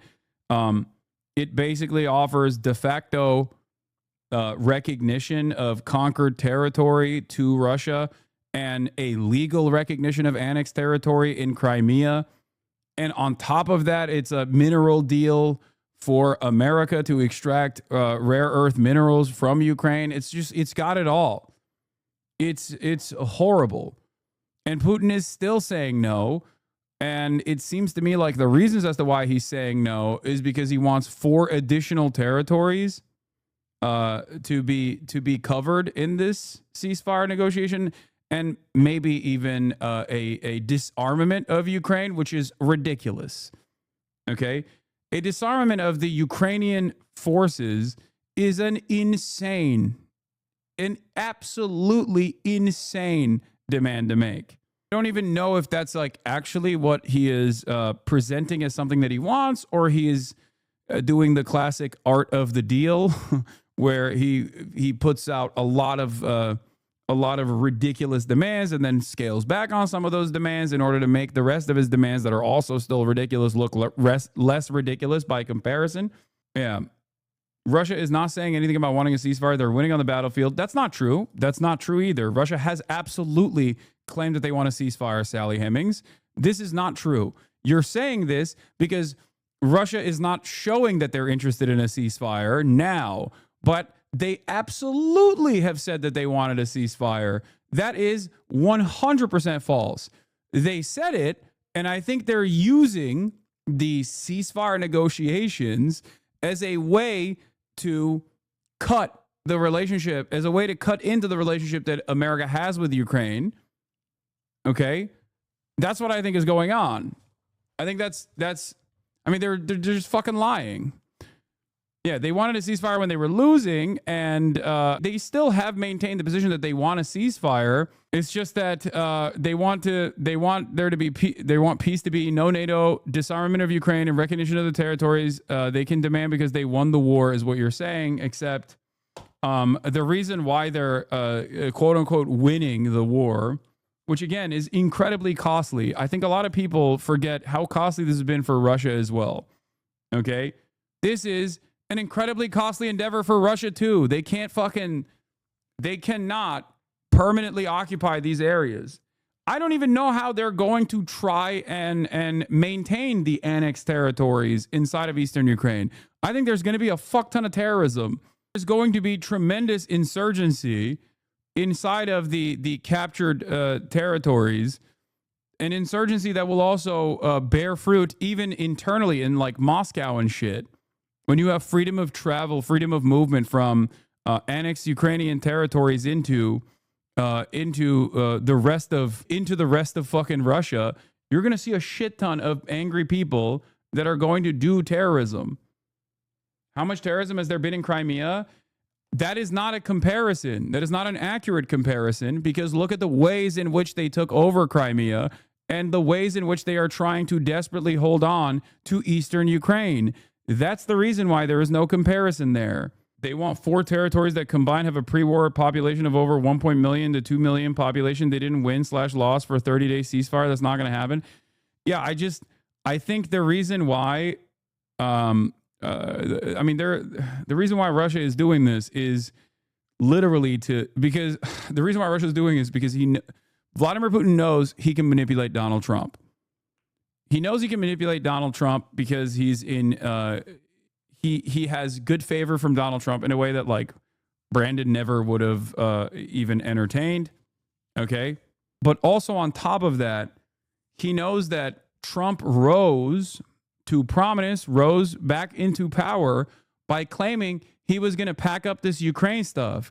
he has actively been able to change the minds of a lot of people in the base of the Republican Party into having favorable opinions over Russia, which is crazy. Okay. Like Republicans broadly don't want to keep giving money to Ukraine. They see it as like a partisan issue. Ironically enough, this is why I always try to get the Democrats to hit this from a partisan angle as well with Israel, to be like, Republicans want endless money to go to fucking Israel. What is that about? You know what I mean? That's a great way to start the conversation, because you're leaning on American selfishness and American individualism and American exceptionalism in a way to greatly, in a way to, one, present yourself as earnest and actually for peace, while simultaneously hit the Trump administration in a way that truly would hurt.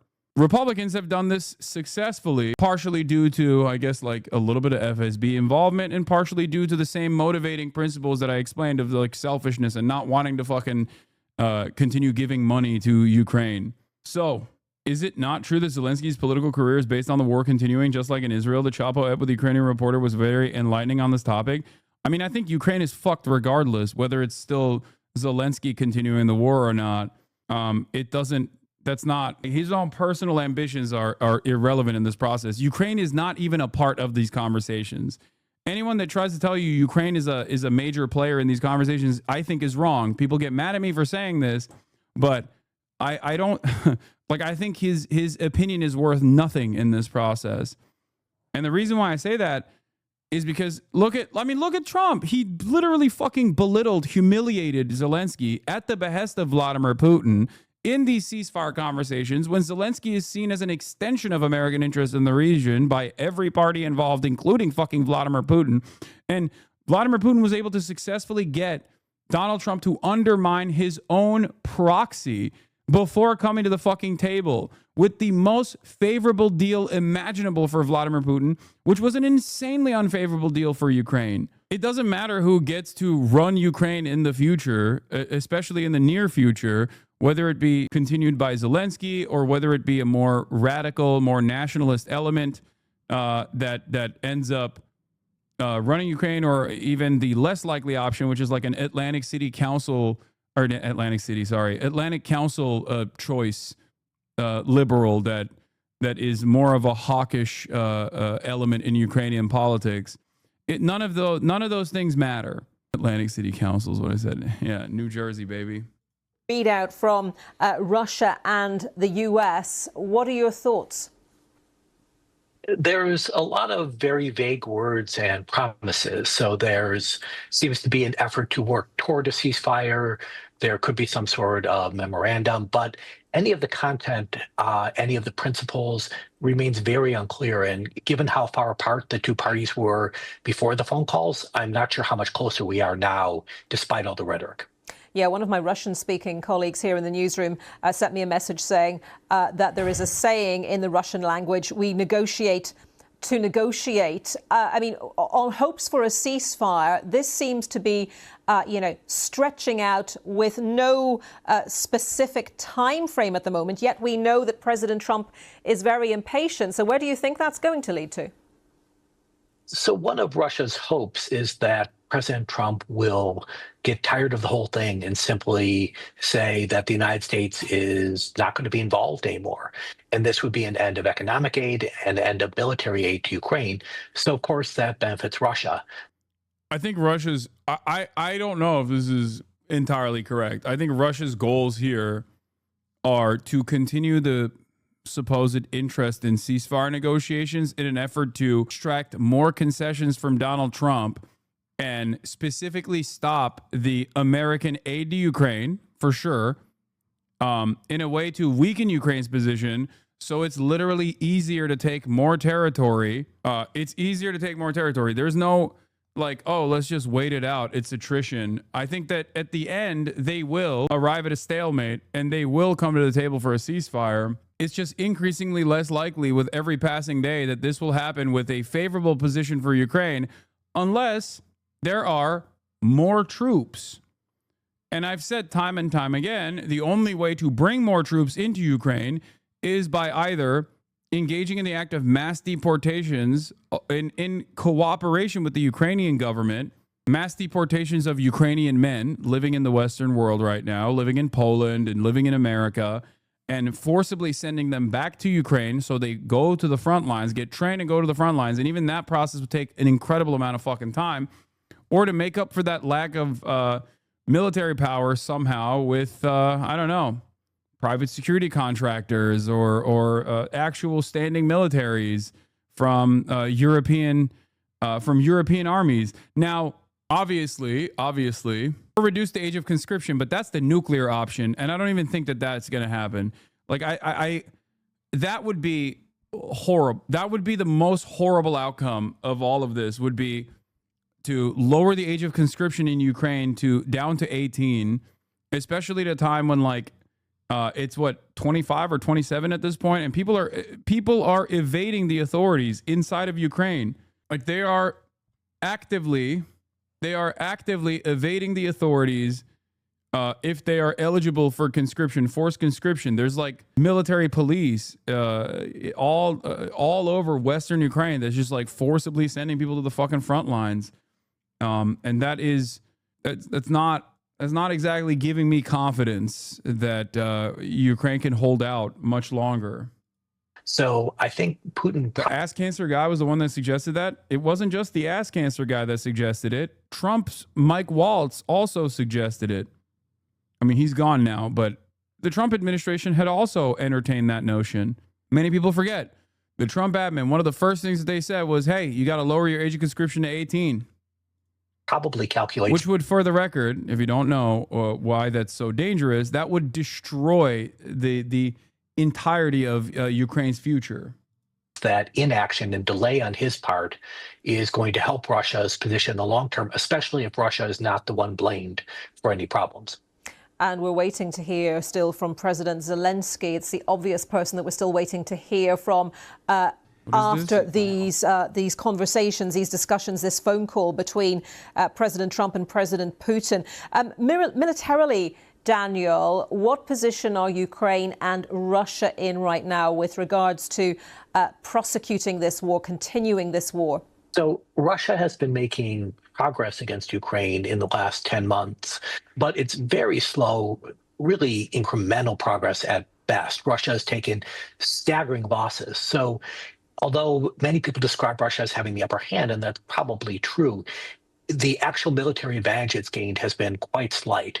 So we're not likely to see dramatic changes on the battlefield in the coming months, unless, of course, we see an abandonment of Ukraine by its allies, in which case Ukraine runs out of ammunition and, in general, may suffer catastrophic loss. So are you saying at the moment Russia doesn't see any strategic interest in a ceasefire? Russia believes that Ukraine's going to crumble if it keeps hitting it, and especially if the United States and Europe abandon it. So a ceasefire, especially a long-term one, is probably not in Russia's interest, according to how Putin defines it. Okay, Daniel Byman from the Center for as a major advocate for ceasefire from the jump, let me tell you how not shocked I am to hear Russia now say the same shit that people who falsely thought Ukraine was destroying Russian troops and Russian forces repeat the same exact talking points of like the Globe emoji Twitter accounts were saying for years. Russia is saying the same shit that Globe Twitter accounts were saying about Ukraine for the longest time, to be like, oh, a ceasefire would simply be buying time for Russia to re-up, rearm, and then attack again. Now Russia is saying that about Ukraine for the prospect of a ceasefire, where they're like, oh, a ceasefire without like disarmament implies that you're just simply trying to re-up and rearm so you can attack Russia harder, re-up and rearm Ukraine. Ridiculous.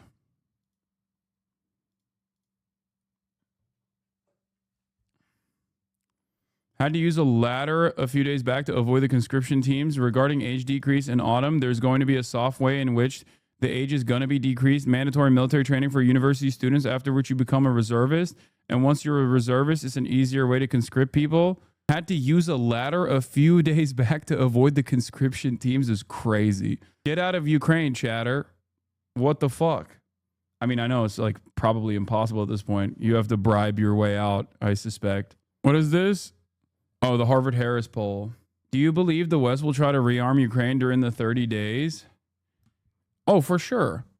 I think so, but it doesn't matter. The only thing you're doing at this stage is, I think the only thing you're doing at this stage is just like trying to desperately cling on to more marginal victories in terms of like eroding more of the Russian forces, I guess. And that's all you're getting out of this. My relative was on a business trip when the war started and never went back to avoid conscription. This is from the 17th of June, 2024, by the way. Facing one of its most perilous chapters since the start of Russia's full-scale invasion, with Moscow's offensive getting ever more. One of the most annoying parts about like having any sort of nuanced opinion on this shit is the very same things that people say about like talking about the plight of Palestinians or talking about like Palestinian sovereignty is immediately people go, oh, you fucking love terrorism, like you love the bad guys and you hate the good guys. And it's the same, like me talking about this shit back then was met with people saying like, oh, this is Russian propaganda. It's always a thought terminating cliche. Intense. The Ukrainian army desperately needs to enlist more troops, but more than 2 years into the war is struggling to... One evil way in which Putin also wins is demolishing morals. A lot of soldiers Google Putin Trump news on a daily basis before going on assaults. It's in their phone search history. Sad stuff. Had a bet with my friend, which they lost because they thought Trump would wrap this up in 100 days coming into office. Yeah, there was 0% chance. There was 0% chance Trump was wrapping this up because he has... Dude, the greatest example here is Israel. Trump has an endless amount of power over Israel. Trump does not have a lot of power over Russia. Obviously, the maximalist position, but not even the maximalist position, but close to the maximalist position of resisting against Russia happened under the Brandon administration, and that didn't actually yield the results that people thought it would get. Trump has no motion with Russia. There's not really anything he can do. It ends when Russia says it ends. Like, we've already maxed out on the fucking sanctions against Russia. And clearly, there are very, not even like super sophisticated, but there's like a very successful means of avoiding said sanctions. And while there is attrition, and while this is not like while this has been a costly endeavor for Russia as well, it's clear that they have more fucking manpower. They do. Find willing volunteers. Our correspondent, Jean McKenzie, reports from the city of Odessa. At Sergei's wedding, it wasn't just the weather that didn't go to plan. Half of the guests didn't show up. Going out in public is now too risky for men who don't want to enlist. The bride, Tanya, understands why her friends and family don't want to fight. Her father was killed on the front line. Are you afraid that you might be caught and sent? Yes, I'm afraid. I'm also afraid. Of course I'm afraid too and don't want it. It happened twice in my family. Public transport has become a no-go for those trying to avoid the draft.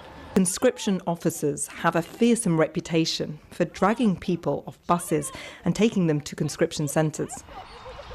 These officers are on the hunt for draft dodgers. It's hard to find willing soldiers these days, so now it's the law for men to register so they can be called up. Are you part of the problem? Because people are hiding from you, they're scared of you. Look, some people react aggressively towards us. Others run away from us. This happens often. I don't think these people have been well brought up.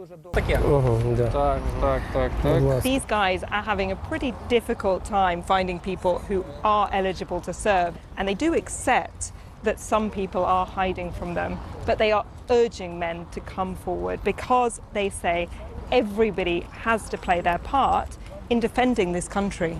Behind these walls, men are hiding at the very moment the Ukrainian army needs them the most. Russia, with its superior manpower, is on the offensive. This is Vova. He won't leave the house without checking these social media groups, which tell him where the officers are. I don't walk outside at all now, unless I'm with my daughter, because they don't take people with their children. The Ukrainian army says that it needs people like you to fight if it is to win this war. I'm not a military person. I've never held a weapon. I don't think I'd be useful on the front line, but I know if I get drafted, this is where I'll be sent. These men who are hiding, I don't consider them men. What are they waiting for? Vlad was badly injured serving on the front line. If we run out of men, the enemy will come to their homes, they will rape their women and kill their children. Recruitment posters line the streets of Odessa. The message, together to victory. But Ukraine is now divided between those who are prepared to fight and those who would rather run or hide. This, by the way, is from a year ago, okay? This was from a year ago. And when I was saying, like, there is the same appetite that once existed for continuing the fight is long gone due to what the battle lines look like, due to the attrition kicking in, due to the lack of manpower in Ukraine. This is what I'm talking about. This is also part of the reason why Donald Trump keeps saying, you have no cards, you don't own the cards, you don't have the cards, all this shit. Okay? To be fair, what we see here is just for the camera team. I see dozens of videos daily where they force people, men in vans, sometimes leaving their children on the street. Yeah, I'm sure it's gotten worse in the past year or two. Isn't it the same in Russia? It's probably worse in Russia, but it doesn't matter. Russia gets to do it because Russia's not, like, Russia gets to just do it. Do you understand what I mean? Like, what can we do? Like, you see what I'm saying? Is Trump wrong when he says they have no cards? Yeah, of course. He's not wrong. He's not wrong about that. But the way he's going about this is also self-defeating. The way he should be going about it is to apply pressure to what do you call it? The other parties involved in this, specifically China. You know what I mean? Get China to the table, get Russia to the table, and cut a deal. But instead, he's also aggressively fighting China because the part of his larger goal is to actually attack China. So good luck. Anyway, let's take a look at Republicans advancing a tax cut and budget bill now. In Washington, the Republicans' tax cut and budget bill is one step closer to getting through the House after overcoming opposition from several conservative lawmakers. Now, it continues at many tax cuts and includes reductions in Medicaid spending. Caitlin Huey-Burns is on Capitol Hill, where the bill passed a key committee vote last night. Caitlin, good morning to you. Hey, good morning, Gail. Yeah, it was a rare Sunday night vote here at the U.S. Capitol, but the president's so-called big, beautiful bill lives another day. Now, 4 hardline conservatives on that key budget committee last night who had originally opposed the bill voted to move forward with it. But they still have very deep concerns that the spending cuts don't go far enough. Now, here's exactly what the bill does. It extends those Trump tax cuts that were passed in his first term in 2016. It makes those permanent and includes some campaign promises to eliminate taxes on tips and overtime pay. It also increases spending for defense and immigration enforcement. But to offset... Don't say bless you, chatter. Say science you. It's science you, not bless you. Those costs. It cuts billions of dollars in federal spending to Medicaid, food stamps, and clean energy subsidies. Now, House Speaker Mike Johnson says he wants a full vote on the floor this Thursday, and he can really only afford to lose a couple of votes. So the president is starting to apply that pressure. Now, even if this bill passes the House, it still has to go through the U.S. Senate, where one Republican over there compared it to the Titanic. Gail? Oh, that's never a good comparison. Thank you very much, Caitlin. World leaders returned to the Vatican on Sunday to celebrate the inaugural Mass for Pope Leo. The new pope, born in Chicago, received the official symbols of his office. Before greeting top officials, he called for peace around the world and unity inside the Roman Catholic Church. Chris Livesay has more from Rome. With the weight of the world aboard the Pope Mobile, Pope Leo XIV rode into history before tens of thousands, including his brother, he donned the mitre and the fisherman's ring, a first for a man born in the U.S. It's a historic moment for the United States, for the Vatican, and for U.S.-Vatican relations. Leading the U.S. delegation here was Vice President J.D. Vance, a devout Catholic. Followed by the Secretary of State and fellow Catholic Marco Rubio, and joined by other dignitaries like Ukrainian President Volodymyr Zelensky. Leo denounced conflicts worldwide, calling once again for a just peace in Ukraine. Rubio, the vice president, and the Ukrainian president later met. The first time for Zelensky and Vance since that heated White House exchange back in February. Mr. President, with respect, I think it's disrespectful. Over Russia's invasion of Ukraine. On the same morning as Leo's inauguration, Kyiv said Moscow launched more than 270 drones across the country, a record since the start of the war. The American pontiff has offered to host peace talks, but as a pastor, not a politician, says Canadian Cardinal Michael Cherney. He's not an alternative General Secretary to the UN. This is not a political position. So world affairs have their place. It's a bit risky to start comparing him with a global leader. There has been a flurry of diplomatic activity here in Rome. Just this morning, Pope Leo met again here at the Vatican, Secretary Rubio and Vice President J.D. Vance, just as the Trump administration is pushing for that ceasefire in Ukraine. Gail, Nate, Tony. Chris Livesay in Rome, thank you. Right, Chris Livesay, thank you. I know 48, just yesterday I was in Rome. Yeah. You know, it's amazing what you can do in 48 hours, but Oprah and I were invited, and Maria Shriver, and so we got literally a front row seat. How was it? It was amazing. I'm not Catholic. Maria is a very devout Catholic. Look at you. But wow. For some reason, we were placed in the front row, and we got to see the Pope mobile when he came by, and he was this close. Look at this. So that's Oprah's hand going, Chicago, Chicago. He's pointing, though. It looks like he's pointing at us. He's pointing to Father Manny, who was our guide, who was seated right next to us. Manny clearly has a relationship with the Pope. That's amazing. But you could really feel the energy on that square about the love that people have. We also got to talk to a couple of Chicago guy. He probably watched the Oprah show. He's giving a shout out. Yeah, no, I think What's up, O? No, Yeah. you definitely didn't do that. But you know, there was something about the energy on the square. They were all religious denominations. Yeah. And we got to talk to a couple of cardinals who said he was the right man at the right time. He checked many of the boxes, and that he is going to be and is a gift to the world. Wow. There's something about him that I think is very captivating. You're very right. There's something about him, and there is something about that little piece of land that's a crossroads of world history. You really do feel it, Tony, when you're there. Yeah. Well, we're glad to have you Regardless back. of your religion. I'm glad that you enjoyed it. Glad to Looked come back, amazing. too. Yeah. Operation Gideon's Chariots, through the sights of an Israeli rifle.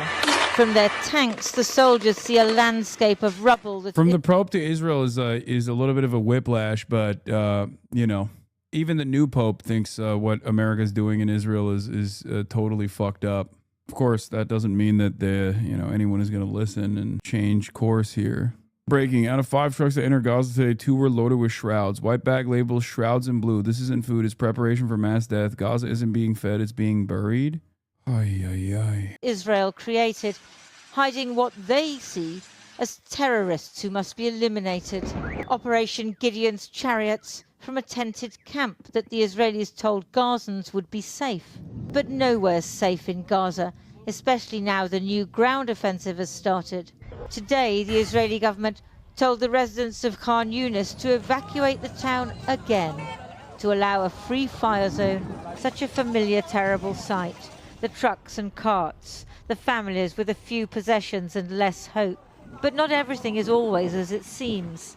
Today, eyewitnesses said Israeli special forces disguised themselves as a displaced family in order to carry out an assassination. They used typical Gazan bags to carry their explosives and other equipment, all abandoned at the scene. They also kidnapped the wife and the children of the dude that they assassinated.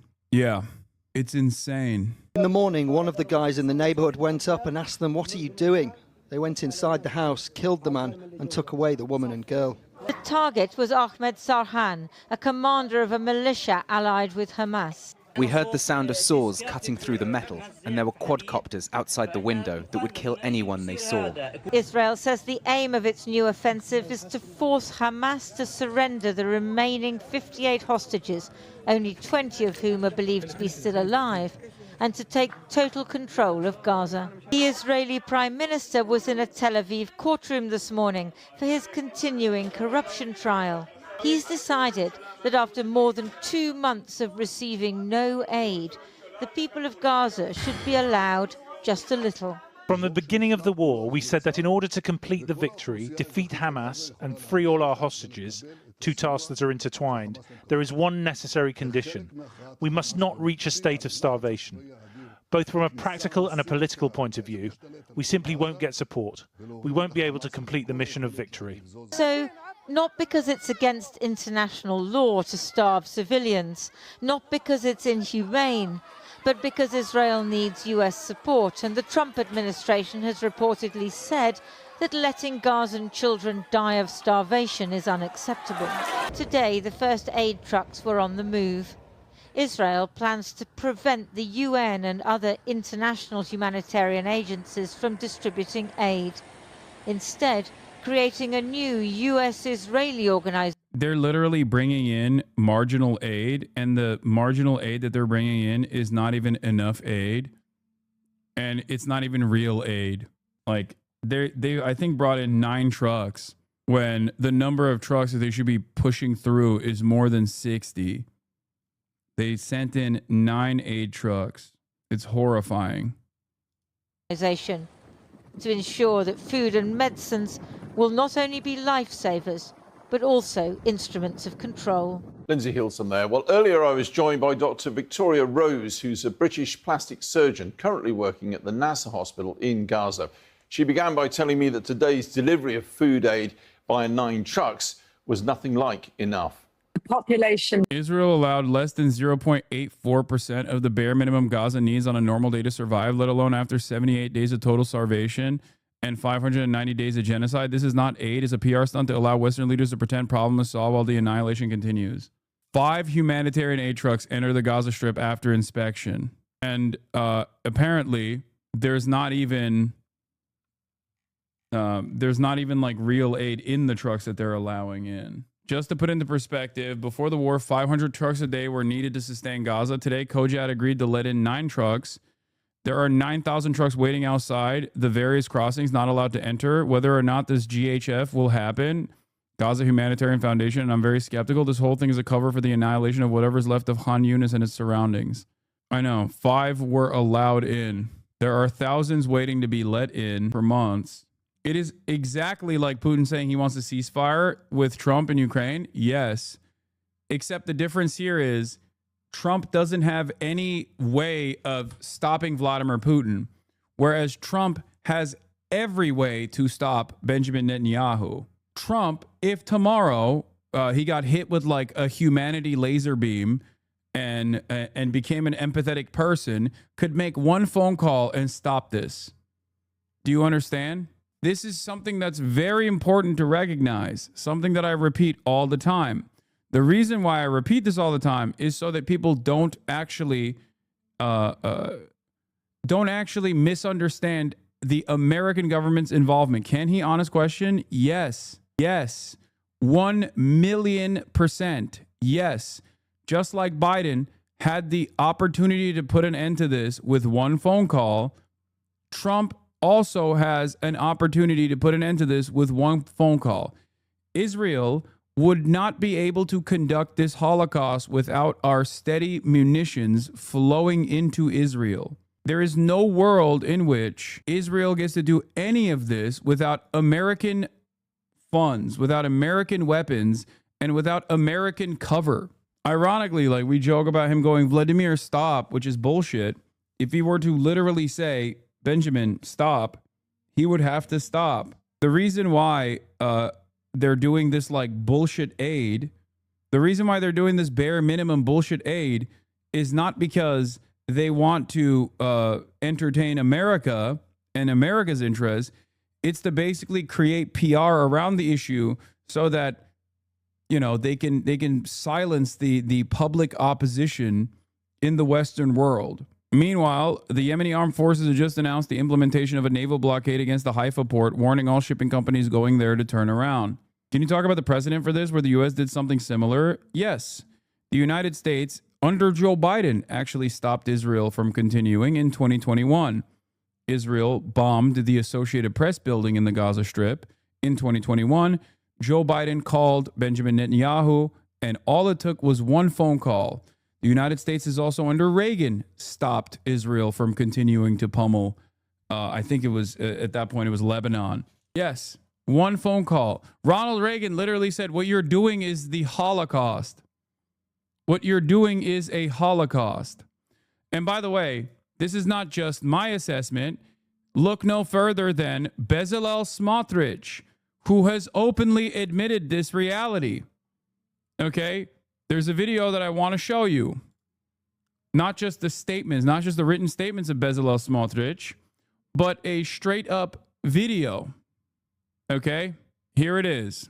I tweeted about this earlier today. I said they're just flexing being able to do the Holocaust while the world watches and refuses to do anything about it. Let's start with the simplest thing. No aid is going to Hamas, period. Anyone who says otherwise is simply lying. Okay, this is 8 minutes long. I don't want to watch the whole thing. Here. Israel's finance minister Bezalel Smotrich gave a speech Monday defending Israel's strategy of mass devastation in Gaza, saying humanitarian aid is only being allowed in so the world does not stop us and accuse us of war crimes. The goal, he insisted, is to conquer, clear, and stay until Gaza is dismantled beyond recognition. On aid, Smotrich said only the bare minimum will be allowed. A few bakeries distributing pitas, a daily portion of cooked food. Citizens in Gaza will get a pita and a plate of food, and that's it. That's exactly what we see in the videos. People standing in line, waiting for a plate of soup. The purpose, he admitted, is not relief, but optics. It allows the world to continue providing us with international protection. We are annihilating everything that remains in the Strip, he declared, simply because it is one big city of terror. He described the new military strategy as one of permanent occupation. No more raids with ins and outs. We are conquering, clearing, and staying until Hamas is destroyed. He welcomed the shift towards targeting Gaza's civil infrastructure. The IDF is finally conducting a campaign against the civilian rule of Hamas, eliminating ministers, officials, money changers, and figures in the economic and governmental apparatus. Boasting of the scale of destruction, Smotrich said, we are dismantling Gaza, leaving it in ruin with unprecedented destruction, and the world still hasn't stopped us. I'm going to repeat that one more time. Smotrich said, we are dismantling Gaza, leaving it in ruins with unprecedented destruction, and the world still hasn't stopped us. He added that personally he would prefer a total blockade until the last of the hostages returns. We should also not let water into the Gaza Strip. Smotrich endorsed ethnic cleansing as official policy. The population will reach the south of the Strip and from there, God willing, to third countries as a part of President Trump's plan. This is akin to basically having direct access to the Nazi regime in Nazi Germany and having them enjoy and entertain like full, complete political cover from all the allied forces, like all of the rest of the planet. This is unfolding in front of our eyes. It is a live streamed Holocaust, and Israel is not oblivious to how much America is allowing this to happen, how much America is pushing for this to happen. That's it. It's fucking insane. The scale of atrocity is insane. Breaking: UK, France, and Canada, Israel cease renewed military offensive in Gaza and lift aid restrictions or face further concrete actions. We will not stand by while the Netanyahu government pursues these egregious actions. They should have said this on October 10th, by the way. The very fact that they're saying it only almost 2 years after Israel's genocide is crazy, and they're not going to do anything, I don't think. In a joint statement, they called the suffering intolerable, condemned Israeli threats of forced displacement, and slammed Israel's aid offer as wholly inadequate. You need to understand, like, these guys, they have power. They could do this. That is, of course, if they were a separate entity outside of the scope of American foreign policy. They are not, and therefore they won't do anything. They are not, these guys are vestiges of American empire. Okay? Make no mistake. They are not autonomous nations that exercise their sovereignty or people that care about the suffering of Palestine and Palestinians. They can try to entertain political pressure like this after 19 months of unlimited death and destruction. But at the end of the day, the only thing that they're accomplishing is just words. They could directly cut off access. They could literally offer sanctions to Israel. You have to understand the bizarre politics around this video. Netanyahu, Smotrich, and Katz, or the rest of them, are calling this minimal aid and declaring this as an optics move for the massive expansion of the operations. What's left out is that in this conference, Smotrich criticizes Ben-Gvir for opposing even the minimal aid in the cabinet. He basically called Ben-Gvir a right-wing LARPer. That's where we're at. Yeah, I mean, look, this is the type of stuff that this is normal. It's just normal fascist decay. Like, of course, there's going to be like a little bit of right-wing infighting, but think about how the norm, like what the normal process looks like, has shifted so dramatically. Like, what is the normal policies of the war cabinet in broad daylight now is following through on the complete ethnic cleansing and permanent occupation of the Gaza Strip. This is something that they're openly stating. Not only is it something that they're openly stating, but they're also saying that they're openly saying that they don't care about the hostages. Like, the hostages are not even a priority for them. It's simply a talking point. Smotrich's statement almost sounds like he's bewildered at how much the international community is letting Israel get away with it. Does it sound that way to you? I think there is an attitude amongst the Israeli war cabinet that was of shock, at least if you listen to some of the people that are in these rooms. Some of the people that were in these rooms were shocked at how much Biden let them get away with. They literally thought, they thought that like, Biden would have scaled back some of this destruction eventually. But once they realized that there is no leash and that the leash had snapped in its entirety, they just kept going. I think it's also partially what Hamas's calculation was as well. Hamas thought that the rest of the world, like global leadership, would have probably said enough is enough to the unlimited atrocities that Palestinians were being subjected to, not realizing that the well of depravity is endless. It's just so absurd that this is the debate. Minimal aid and genocide versus no aid and genocide. Yeah, that's the major point of contention inside of the war cabinet in Israel and the government. It's fantastic stuff.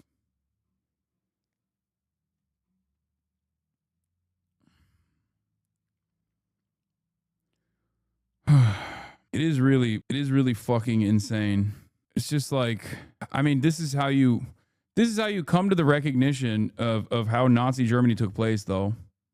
Like, this is it. Like, they didn't have as much access to the atrocities and the death and destruction of Nazi Germany's like most violent ambitions, the ethnic cleansing of 6 million Jews and some total of like 15 million people overall. People didn't know the full scale of the atrocities. There were suspicions, there was surveillance, but there wasn't like complete confirmation in the way that you can see it in real time in Gaza, right? And even this makes me feel like even if there was complete confirmation of the Holocaust at the time while it was happening, I suspect people still wouldn't give a shit. Because like a lot of people misunderstand the history of World War II, like where people think that like America joined because they wanted to liberate the camps or something. Like that wasn't the reason, right? Like that wasn't the reason at all. Only until virtually after the fact were people aware of the scale of the atrocities. So who still thinks that? I don't know. I mean, I think like a lot of Americans misunderstand the history of World War II due to like a shit ton of American propaganda. I'm talking not about like Alan Dulles chatters. I'm talking about, yeah, Pilecki literally snuck into Auschwitz, sent the Brits a report, and it was just shoved into a drawer. Yeah, that's what I'm saying. Like there was some information coming out of the camps at the time that Allied forces were privy to, but there's a difference between full-scale confirmation from every single person. Like right now, in this day and age, with the information, with the access to information that we have, the unprecedented amount of access that we have to information in real time over the internet, you literally have direct real-time confirmation of the events that are unfolding, the scale of the atrocities, right? It's not even comparable. It's not comparable to the broader public's understanding of what the fuck was going on inside of these concentration camps. This isn't to like offer plausible deniability to like everyday Germans and all of these people that were complicit, right, in the death and destruction that lived around these fucking concentration camps, these death camps, and just like never understood why it was so ashy all the fucking time. You know, that's not what I'm saying at all. But it's like if you were interested in understanding how, like something as violent and as ruthless, like the scale of atrocity and the mechanization of death that the Nazis put together could ever happen, with decent public support for at least like the deportation policies, like the disappearance policies that were implemented in broad daylight and legalized in the aftermath of the race laws. If you're wondering how like so many people can sign off on this, look no further than what people are seeing right now. Look no further than what people are experiencing right now. There is another Holocaust taking place in front of our eyes. And people look at that and either go, what are you going to do? Or people look at that and go, no, it's actually good and more of it should happen. I didn't understand anything till I watched him alone, and thank God you and Chad and Hassan informing us people were ignorant. I don't understand how anyone can disagree with them and I feel betrayed by everyone. If you follow everything, they don't care. They just want to get rid of them. So this all goes. It's insane. People go, well, Palestine just needs to go away and then this will all be solved. People literally say that, and I didn't realize that. And I'm so sorry to everyone who cares about this. I know I'm a nobody, but Jesus, I'm new to Twitch. I literally just got back to tell Hassan I'm sorry I didn't believe him and that I believed H3. I don't know how to read people replying to me, but I just want to see how sorry I am. I believe in Ethan and not Hassan. Yeah, I mean, this is why I was actively talking about like the propaganda, the sinister propaganda that Ethan applies in this process, where his hyper focus on Hamas, his hyper focus on the Houthis, his hyper focus on Hezbollah, without actually offering any sort of historical framework in which why these groups exist and how they formed and what their methods were initially and what their methods look like now. If you only talk about the animal barbaric nature of like militant resistance against the state of Israel, instead of talking about all of the atrocities, the scale of atrocities, the mechanization of death in this live streamed Holocaust that Israel is conducting, then yeah, this framework will lead you astray. It is a very sinister way for someone who claims to be a stalwart ally of the Palestinian plight to turn around and basically delude his audience this way. I feel so bad I was stupid. I mean, there's no reason to feel bad. It's just it's okay that you at least took a step in the right direction, in the direction of learning the truth. It applied a little bit of scrutiny to the sources that you trusted for so long. This is why I do what I do. You have been misguided, and this is part of the reason why I try to shake people from this stupor a little bit. There are far more people who don't recognize this and actually feel galvanized and confident in their position of not knowing, thinking that what I'm doing is actually harmful, what I'm doing is actually wrong, what I'm doing is actually misinforming people. Like think about all those other people in the H3 podcast community that still think that they're like advocating for Palestinians, but in the right way. Meanwhile, all those people give a fuck about is like drama. Here are really in need of food. I've never seen them in such a bad condition. The children are cachectic. They are all smaller than they should be for their age. They are underweight. They are showing signs of malnutrition. Their dentition is terrible, which is the first marker of inadequate nutrients and vitamins. You think Ethan would change his position if he actually did the research and see the videos online? I don't give a fuck about Ethan changing his position at this point. And no, the answer is fucking no. No, he's too dug in and too narcissistic to even care.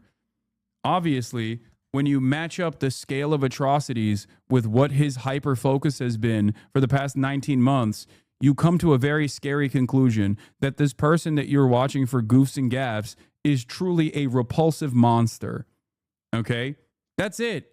Like, when you look at all of this that's going on, you think it's a lack of knowledge. It's because he's like totally oblivious to the scale of atrocities. I mean, he calls it a genocide. He says that like West Bank settlers are valid military targets. Like, that's what he has said. But then he changes his position over and over again. The reason for why he does that is because he doesn't give a fuck about the Holocaust that is taking place.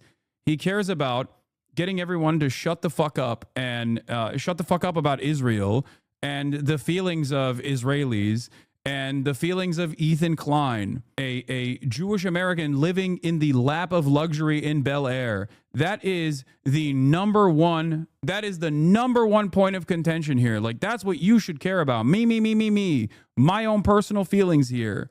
It's disgusting. It's completely disgusting. And they are just not healing any of the horrific wounds that they have. And coupled with that, we have the added problems of the susceptibility to infection, which is rife out here because we have very few antibiotics to fight it. It seems a naive question, perhaps, but just explain a little bit more. How does low-level nutrition, malnutrition, I think we're talking, impact on a patient, particularly a young patient's ability to recover, to stave off infection? Without a balance. Like, look, there's still people doing this. Just say you support terrorist organizations already. The Palestinian people are victims, but these organizations are 100% terrorist organizations. What you are doing is absolutely harmful. Your voice carries weight. And when you support these groups while enjoying the freedoms given to you by America, to which you seemingly hate, it becomes confusing. Surprise Twitch hasn't banned you. Yeah. You will forever be surprised by basic things. Okay? Do you think this doctor is talking about Hamas when she talks about the mass starvation campaign that Israel has implemented by way of a blockade, an unjustifiable blockade upon the Palestinian population? No, she's talking about Israel, dumb fuck. The terrorism here is Israel. The terrorist state is Israel. It is incalculable in comparison to October 7. Okay? Meanwhile, you talk about the liberties that America gives me, like the First Amendment, that offers me the protection from government scrutiny, while demanding that the American government take that away. You are the one who fucking hates America. Okay? You hate America. You at least hate, you hate the First Amendment, seemingly. Like, if your assessment of what makes a group a terrorist group, if your assessment is like targeting civilians, if that's your marker for what is a terrorism, what's an act of terrorism, or what declares someone a terrorist organization, then what the fuck is Israel? What is America? But especially Israel. There needs to be a new term for it. A super terrorist. Again and again and again. When I'm talking about this stuff, the only thing that these people can grab onto is this fucking notion that, like, the American state's terrorism designation is not one that has a practical application of denying people habeas corpus and to stop people from even speaking out against these atrocities, and to basically declare anyone who resists against the Nazi state of Israel as bad people across the board, bad guys. You shouldn't talk about them. If you talk about them in any way, shape, or form that offers a more human-focused perspective to why people resist against Israel's actions amidst a fucking genocide where 2 million people are being forcibly starved, which, by the way, the majority of the 2 million people are also under the age of 18. They're children, okay? If the only thing you can do is just go, well, the government says that these guys are terrorists, so you can't even actually speak on why they're doing certain things because then you're a bad guy and you should stop talking, okay? Then you're a fucking baboon. Diet, not only will you be unable to heal any wounds, but you won't have the reserves for growth. And that's what we've seen immediately we got here last year, was that the children here are much smaller than their Western counterparts in height, in weight. It's really very obvious. Children that you would think would be 7 years old actually turned out to be 12, 11. I've never seen it this bad in my life. We are going through a dire situation at the moment. Not only have we not well, not only have we had 75 days or 76 days of no food, but we haven't had any medical aid either. And where we are in Khan Yunis, we're one of two hospitals. We're the biggest of two hospitals in the region, and we're just about to face evacuation. Evacuation to where? You're a hospital. We don't know yet. We're right on the border of the active fighting zone. So Israel sent some flyers, or they update their website to show you where the active fighting zone is. And at the moment, we look to be about 1.5. I've heard the argument that Israel would just turn to other countries if America stopped supporting them, essentially claiming that they would be less efficient, but it wouldn't stop the genocide. Is that true at all? Or is that simply an attempt to portray America's involvement as minimal? Yes. That only comes from dumb fucks who don't know how much America supports Israel. Okay? Are you kidding me?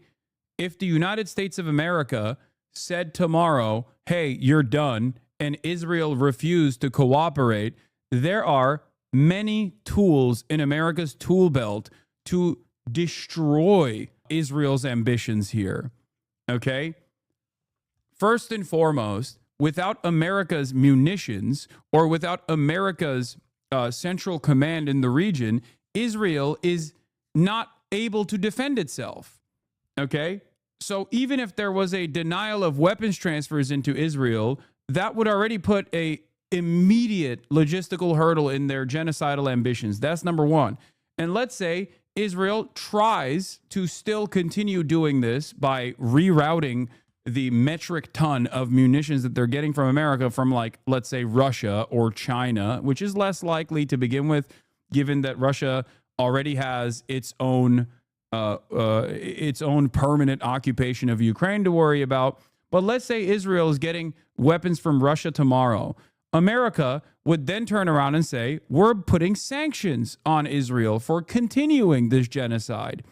And if Israel still continued to say no, then America would fucking invade Israel with the entire brunt of the NATO forces. This is what would happen under normal circumstances. It would never even get to that point, however, because one phone call is all it fucking takes. Because Israel is America's puppet. Israel is the weapon that America wields in the region.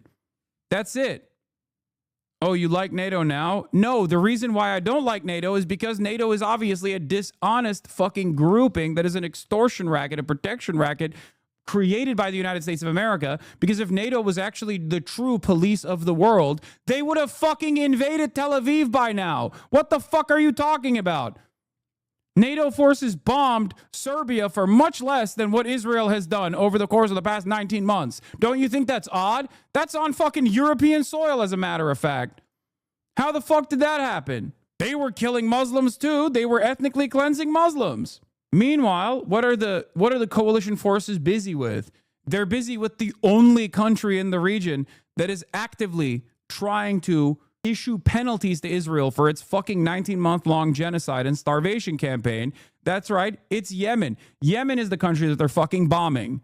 Well, they stopped bombing Yemen now because they set up a side deal with Ansar Allah to say, hey, you're smoking too many of our fucking Reaper drones, and also we've dropped too many of our F-18s in the process of trying to stop you from implementing a blockade on the Red Sea, which is the moral thing to do in this process. So please stop actually destroying our military equipment, and we'll let you do whatever the fuck you want to Israel, basically, in the process. And people want you to think that the only fucking state actor in the region that is actually trying to do anything against Israel is the bad guys. Okay? They are the bad guys, not Israel. It's a very weird, very cynical, very sinister way of trying to shelter you from the fucking truth. You say, Israel's bad. Okay, well, but who's worse? The Houthis. You know who's worse? Hamas. These groups are incalculable in the harm that they've done to their own domestic population or to any other population, as a matter of fact. Even Hezbollah, when you factor in its militant actions in Syria, is incalculable to the fucking harm that Israel has caused in the region. It's not even a comparison. There is no comparison whatsoever. It's completely fucking ridiculous. It's not comparable. And the easiest way to understand it is the famous words of Michael Jamal Brooks, which is, if roles were reversed, and it was a Muslim nation that had partitioned Jews living in this area and relegated them to an open air prison that it routinely bombed and killed hundreds of thousands of Jews inside of its open air prison, the world would have already fucking destroyed said Muslim nation. They would have nuked them. They would have fucking nuked them instantly. It's not even comparable. Like, it's just so ridiculous. They would be celebrating the Jewish resistance forces as fucking heroes for conducting October 7 in that process. They would be like, oh my God, these guys, I wanna hug and kiss them. That's what the fucking Western world would say in that process. If Israel was a Muslim nation that was doing this to an indigenous Jewish population, the world would have taken military action a much longer time ago, okay? People forget, like, the reason why the methods have become more violent in terms of the resistance forces against the state of Israel is because the apartheid in South Africa dissolved by 1994. Israel's apartheid, on the other hand, from its inception of the nation state, has gone on. It continued. And in the process, any kind of military aid that the resistance groups could get, and any kind of global pressure that they could have possibly gotten from the USSR, for example, it perished. It went away. There's nothing. It's just America is the hegemonic power. So, of course, America's weapon in the region is going to do whatever the fuck it wants because there's no one to stop them. 5 kilometers away from the red zone. And if that advances, we will get an evacuation order. We know Israel has been blockading food aid for a substantial amount of time, but I believe it's your experience that they are now actively preventing. Hard disagree. The world you're describing is one without an Israel, so imperialists would have no reason to co-opt the rejection of anti-Semitism. Wait, what? Imperialists would have no reason to co-opt the rejection of anti-Semitism.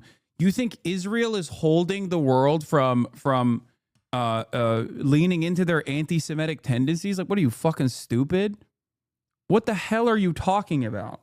You just took the long way home to basically say the thing that everyone says all the time, the common Zionist point, which is without Israel, everyone would be anti-Semitic, not realizing that Israel is the major reason for anti-Semitism skyrocketing right now, because every single violent act that Israel takes, it selfishly presents as doing it for Jews, to protect Judaism, to protect Jews.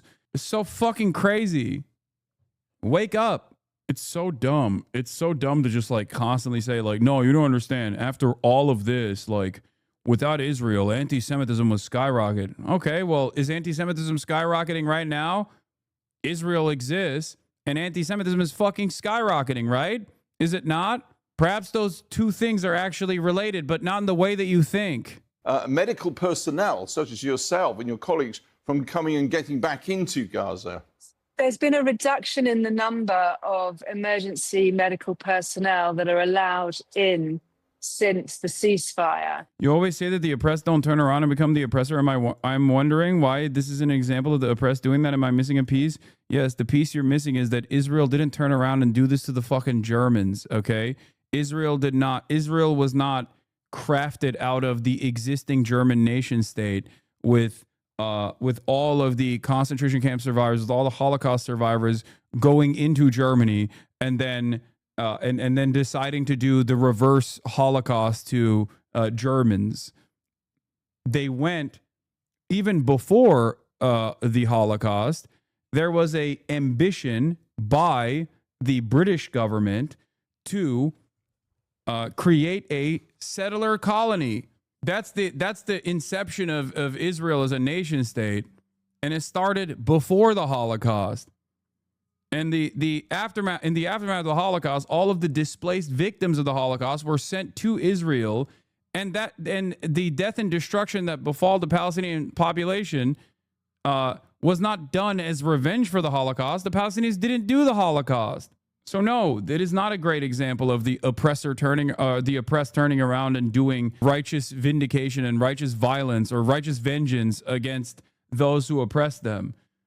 It's a completely fucking removed third party that they're destroying in that process.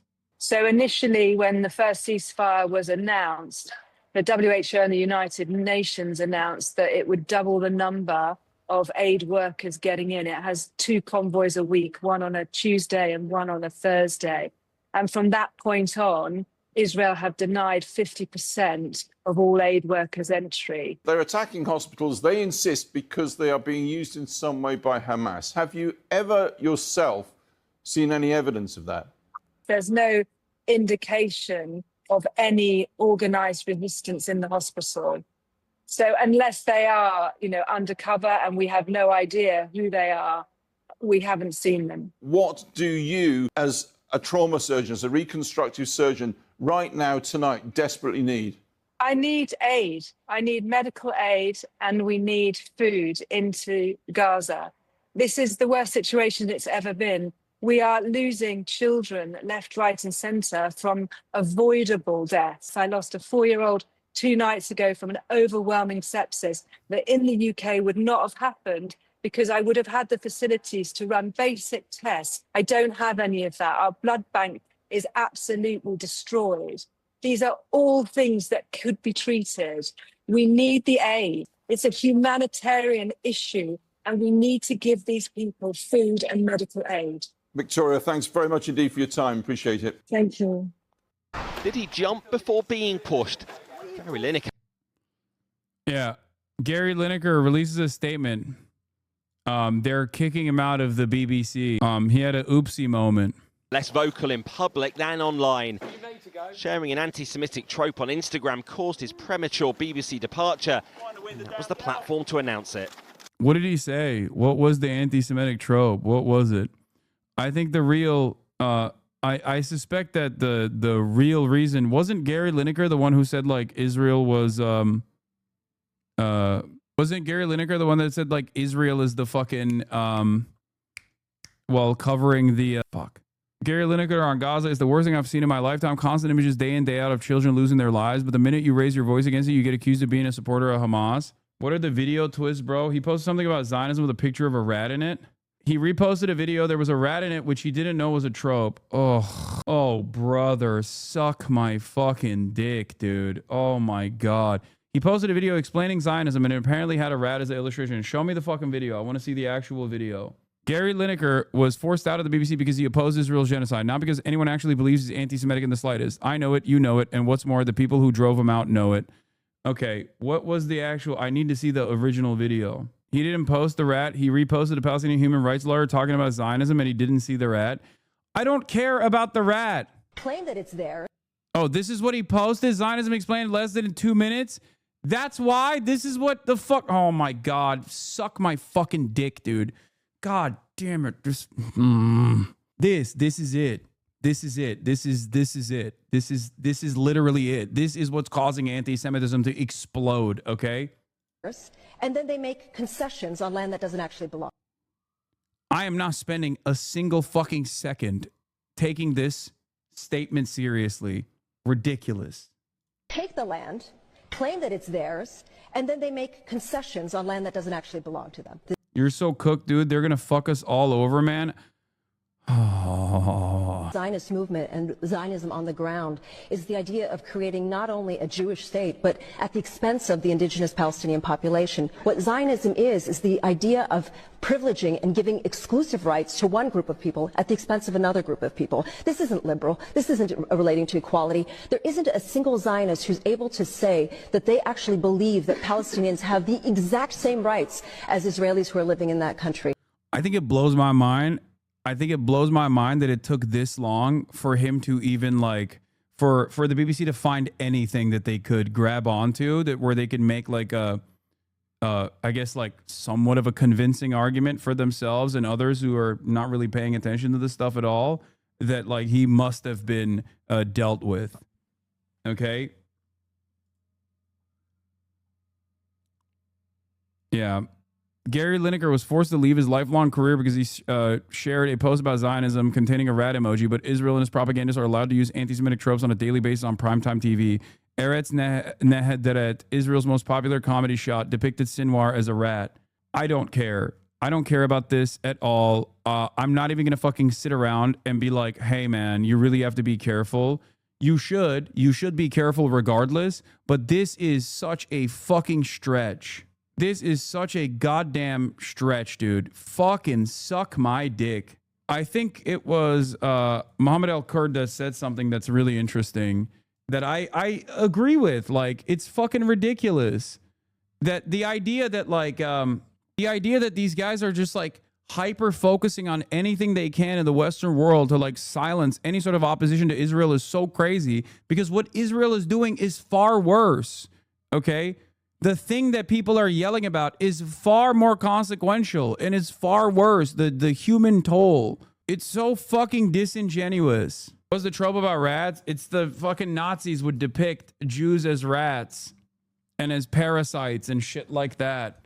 So they're saying that that like he was doing that. He's being a Nazi. God damn, dude. It's fucking crazy. It's actually so unsustainable. It is so depraved to do this. I'm not sure this actually works for any human being. I don't think this works for anyone who wasn't already motivated for blood, where they're like, oh, thank God they got this guy because he was speaking thoughtfully about fucking Palestinians. Hi everyone, some personal news. Last week I shared a post here on Instagram that contained an emoji that has awful connotations. Unfortunately, I did not see the emoji. If I had, I would never ever have shared it. Yeah, like this is a correct statement. You still don't get it. You waste so much energy saying this or that isn't anti-Semitic when the truth is no sentiment or abstract ideology, anti-Semitism or otherwise, would be worse than the tangible, systematic, real-life genocide happening right now. What's not clicking? This doesn't mean that you should cast aside anti-Semitism or overlook anti-Semitism, but like the idea that posting a fucking rat while talking about Zionism explained in less than 2 minutes is enough for someone to fucking point to Gary Lineker and be like, you're out, you're done, is so disgusting. Okay, as you said to Bad Empanada, it undermines your point. Obviously, in an ideal world, everyone would be perfect, but you can still concede it looks bad. This is not a concession. I'm not making a concession that this looks bad. I don't think this is even in any way, shape, or form appropriate. They just like tried to grab onto anything that they could. It's a real trope, but Jesus Christ, this is not it, and it's making it worse for me as a Jew. Exactly. This kind of like hysterical posturing when everyone knows exactly what the fuck happened here is it. Okay, I'm not saying fucking don't actually push aside people that are very clearly using what Israel is doing in a nefarious way to try to say like this is all Jews, this is Jews controlling the media or Jews controlling America or whatever. No, fuck those guys, okay? Those guys are sinister and indecent because they have a different reason. They don't care about the fucking plight of the Palestinians. But like this in and of itself does not meet that standard at all. Especially at a time when Elon Musk is fucking Sig Heiling, but he's pro-Israel, so nobody fucking gives a shit. Donald Trump and the Trump administration is doing Nazi propaganda about undocumented migrants, and it doesn't care. It doesn't matter. What people don't realize is that when you label honest brokers, when you label people who are honestly against what Israel is doing as anti-Semites, you are basically fucking saying that the anti-Semites are on the morally correct side. It's crazy. It doesn't make any fucking sense. You only believe this argument if you think you can still maintain this notion that like anti-Semitism has a special status in the Western world and you can just apply it with this lack of care to anyone and everyone that is criticizing Israel, and that societal attitudes will not shift in a dramatic way, in an alarming way. It's fucking nuts. And yeah, there is also this, obviously. I read this article this morning. I'm glad that the New York Times is finally covering this. Obviously, I've spoken about this quite a bit. Like, look, this is what I mean. Why is the rat there? Jews as rats is a pretty common thing. If we had a Muslim article with a, plane office bomb in it, it would be an issue. What fucking planet are you living on where you think that would be an issue?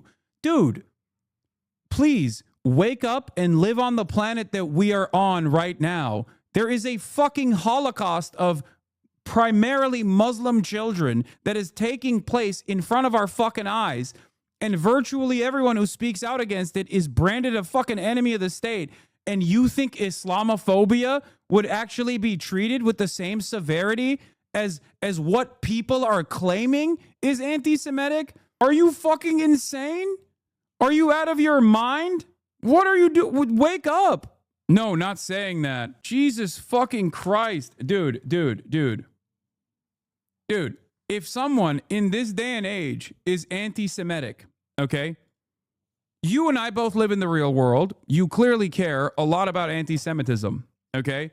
You and I both live in the real world. We live in the post-Elon Musk Twitterverse, okay?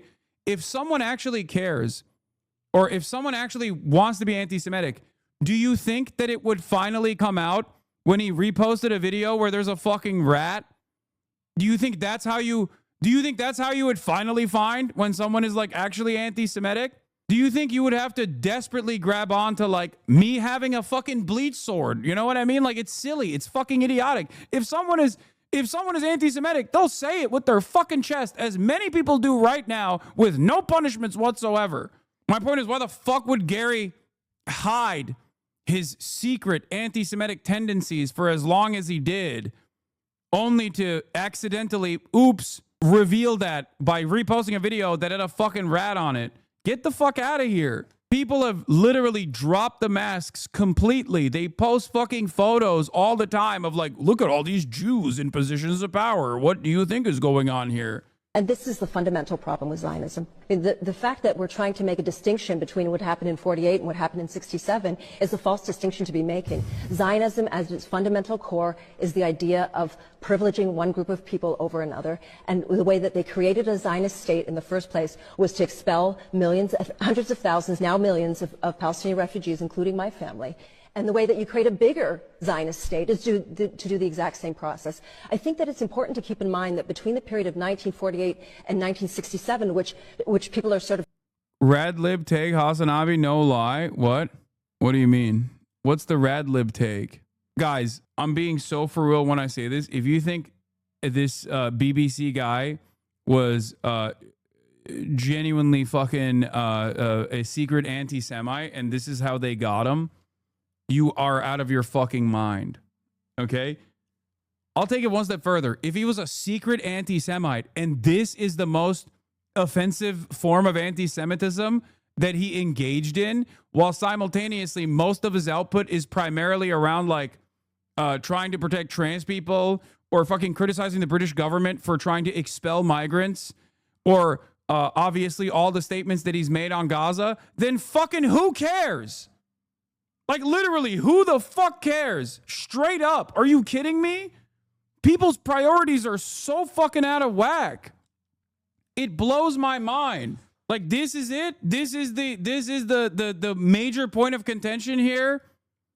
I mean, I felt this way about the kneecap shit too, where they were like, oh, they said, up Hamas, up Hezbollah, they need to go to prison. It's like, suck my dick. What do you mean? The real reason why you're going after them is because they're fucking using the platform that they have to speak out against Israel and its atrocities, to speak out against America for funding said atrocities.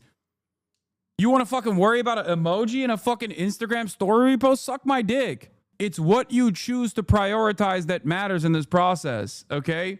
People seem to think that dog whistles are enough, not realizing you have to use that to clue you into more nefarious shit. Trying to idealize as being the great years of Israel. There were Palestinians who were citizens of that state, were living under military rule. First of all, immigration. What is this? What the fuck? U.S. education is called Nürnberger Rassengesetze. Nazis call Jewish people Rattenvolk. Bringing diseases, steal food, and on. It's bullshit. In 2025, everyone should know that. And rats should not use in this discussion. Children get bombed every day. Shit on rats. Wait, what? I'm not entertaining this. This is my red line. If you guys have a disagreement with me on this, sorry. You can brand me an anti-Semite if you feel the need to do so.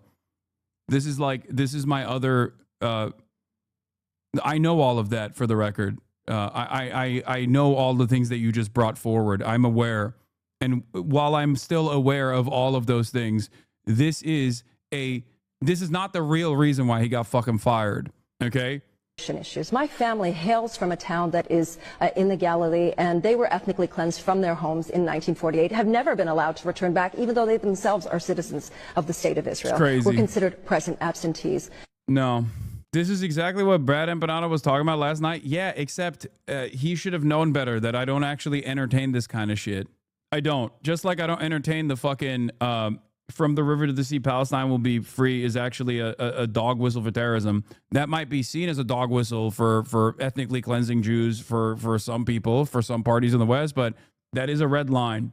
Like, what are we talking about? Like, look at this. IDF reveals Sinwar the Mouse mural at urban training base. Like, there's so much more. There was an Israeli human rights lawyer that posted a meme of like a Nazi boot that was depicted as an IDF boot, stamping on a fucking a Hamas militant. I think it might have been Sinwar, as a matter of fact, depicted as a fucking either rat or a cockroach.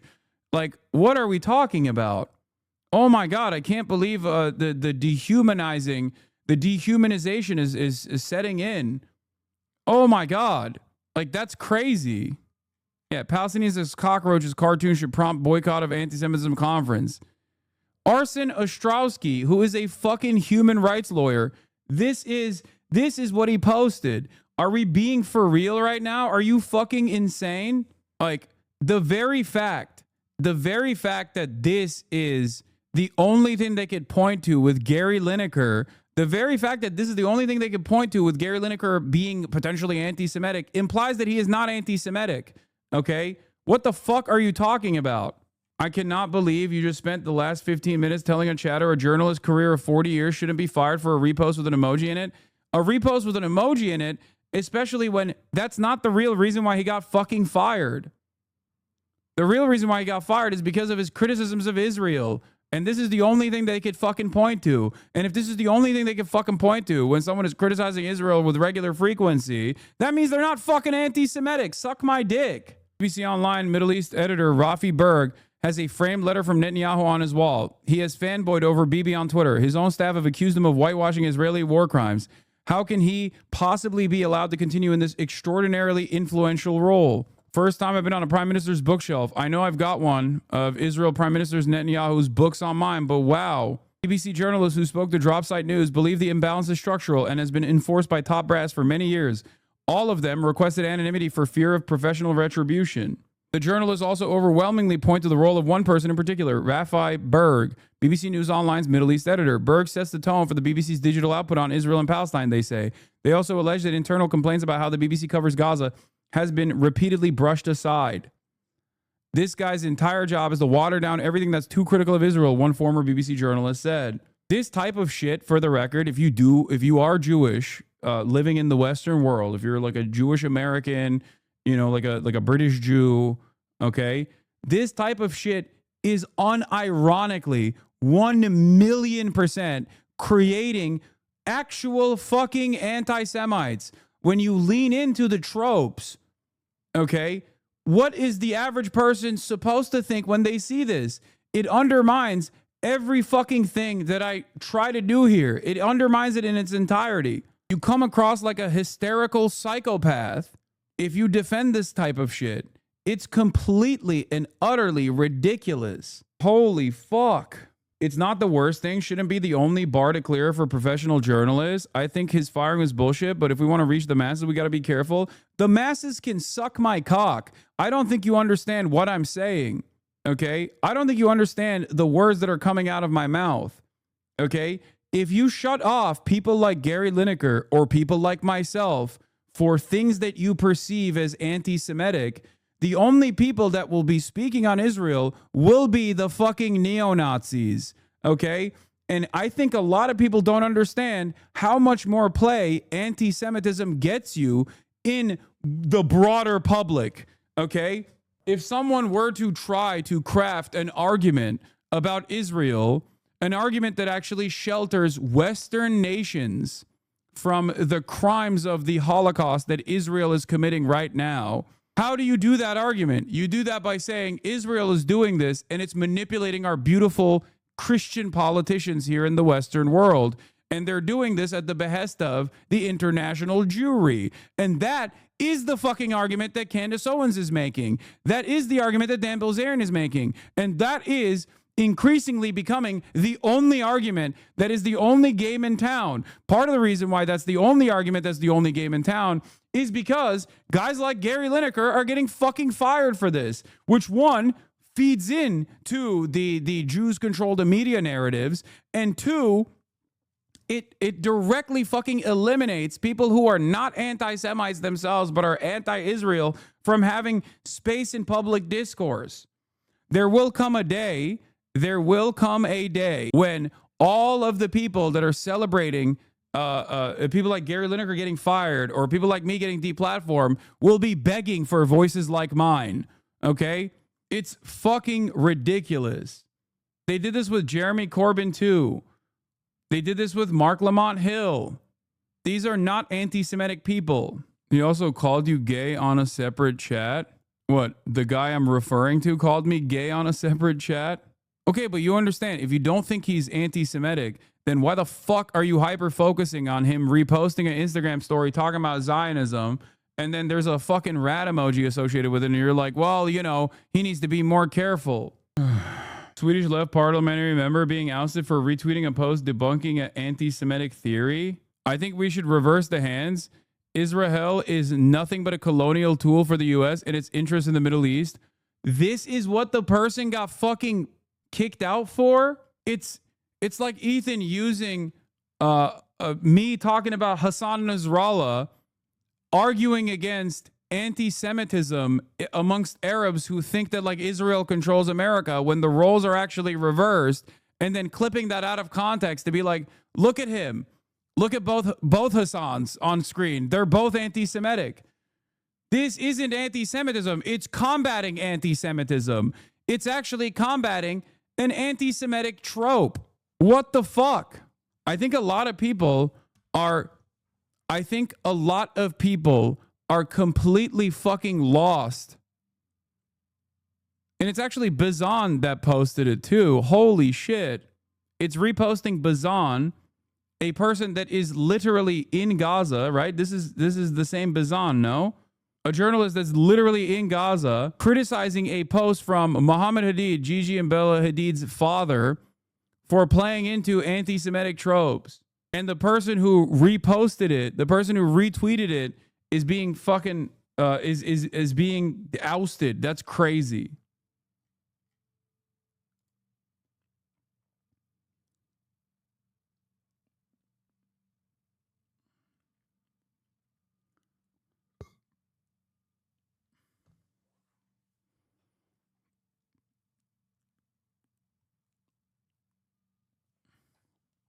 Yeah. Right now, the only appropriate avenues are if you're anti-Semitic, you get canceled, but not really. If you're fighting against anti-Semitism and Israel's genocide, you get canceled. But if you're a huge fucking Nazi but pro-Israel, you get to run the government. You get to be in the highest office. You get to do whatever the fuck you want. And the same institutions that are fucking busy going after people who aren't anti-Semitic while falsely saying like they are anti-Semitic are fucking running around too busy trying to like cancel people over dumb shit that they do a million times over, by the way, shit that they defend when Israel does it. It goes back to that Tucker Carlson statement against the ADL. Tucker Carlson's like, I want a demographic majority in the United States of America to be a white population. You say that is unacceptable. That is a bigoted opinion to have. You at the ADL defend Israel maintaining a demographic majority in areas that it occupies. A demographic majority of Jews in areas that it occupies. That's a real part of the Israeli government's out and about legislation. Don't you think this is hypocritical? Is correct. Tucker Carlson, the fucking nationalist fascist Tucker Carlson, is correct when he says that. Both of these parties are fascist. New York Times will run stories and statements from random undergrads while ignoring statements from policies from actual Israeli politicians. Last night, 100 Gazans were killed, and he didn't even ask me about it. Know why? Because no one cares. Everyone's gotten used to the fact that 100 Gazans can be killed in a night of war, and no one on earth cares. Gleeful Zvi Sukkot, repping the KKK in Netanyahu's coalition. Trump came out with a cancer snark. You were right, as usual. Oh, let's go. Do you want to respond to President Biden being diagnosed with cancer? Are you going to call your predecessor? I think it's very sad, actually. I'm surprised that it wasn't, the public wasn't notified a long time ago, because to get to stage 9, that's a long time. I just had my physical. You saw that. You saw the results of that particular test. I think that test is standard to pretty much anybody getting a physical, good physical. We had... Fuck. It was almost verbatim with the exception of him saying stage 9. God damn it. I should have factored that in. I should have factored into my prediction that he would say something stupid. God damn it. It's almost verbatim what I said he was going to say. It's like, look, I got a physical and it showed how healthy I was. His physical showed something different. The doctors at the White House and over at Walter Reed, which is a fantastic hospital, I did a very complete physical, including cognitive tests. I'm proud to announce oh my God, he even brought up the cognitive test. Oh my God. Oh my God. It is almost bar for bar what I said he was going to say. Oh my God. I fucking told you, chatters. I told you this motherfucker was going to come out and say some shit. Did I not tell you that he was going to bring up his own fucking cognitive test and that his own clean medical bill that proves that everyone was lying? I am the healthiest president anyone's ever seen, and Biden, not so healthy.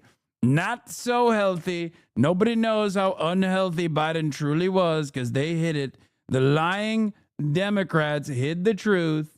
God damn. Take the... Okay, where the fuck is the clip? Oh, here. Got them all. I got them all right. You proud of me? Yes. Your husband would be proud of me for getting them all right.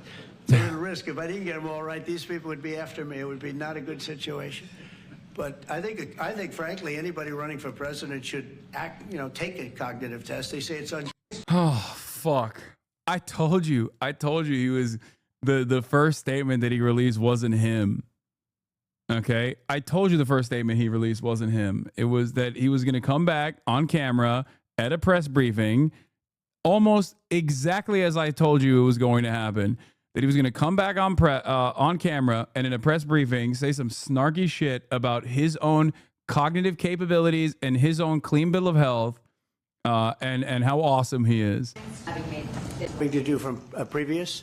We're looking at the possibility of that. Yeah, you had a lot of people die in the line of duty when you think of it, and we figured it was time to start. We haven't had the situation arise. This was a terrible situation. We haven't had it arise yet, but we're looking at going back a little bit and see what we can do about that. Yes, strongly. Yeah, I know that this is happening. I talked about this yesterday. Today. Yeah. You'd mentioned that the Pope would like to take a role potentially in mediating these talks. Does that mean that the U.S. is taking a step? Better defending Asmongold than terrorists, though, right, Hassan? What? Who the fuck is talking about Asmongold, bro? The adults are in here, okay? If you want to watch a cockroach-infested streamer rotting that openly doesn't know anything about the subject matter that he covers, go back there. Go back to your cave, Roach. Back from... No. I think it would be great to have it at the Vatican. Maybe it would have some extra significance. And I saw that it was discussed yesterday, so I thought... And people told me that they'd be honored to do it. I would imagine they would be. So, no, I think it would be maybe helpful.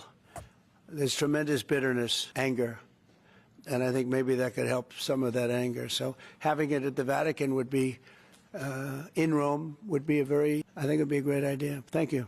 Go ahead. 2.5 months ago, Ukraine President Zelensky agreed to that 30-day ceasefire that's been on the table all of that time. What was the extent of your conversation with President Putin today about having him agree to that same 30-day ceasefire proposal that you, Mr. President, put on the table?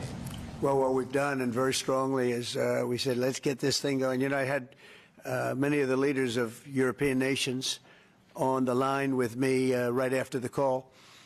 And we have to get that thing solved. 5,000 young people every single week on average. And I've seen satellite pictures. You don't want to see these pictures. We'll have to see what happens. This was not my war. This is not a war that would have happened if I were president. This is not my war. I'm just here to try and help. We've spent hundreds of billions of dollars on this war, and yet that's not, frankly, we made much more than that just in 4 days in the Middle East. It's a lot of money, but we do much. This is about thousands of people dying every single week. 5,000, 6,000 people dying every single week.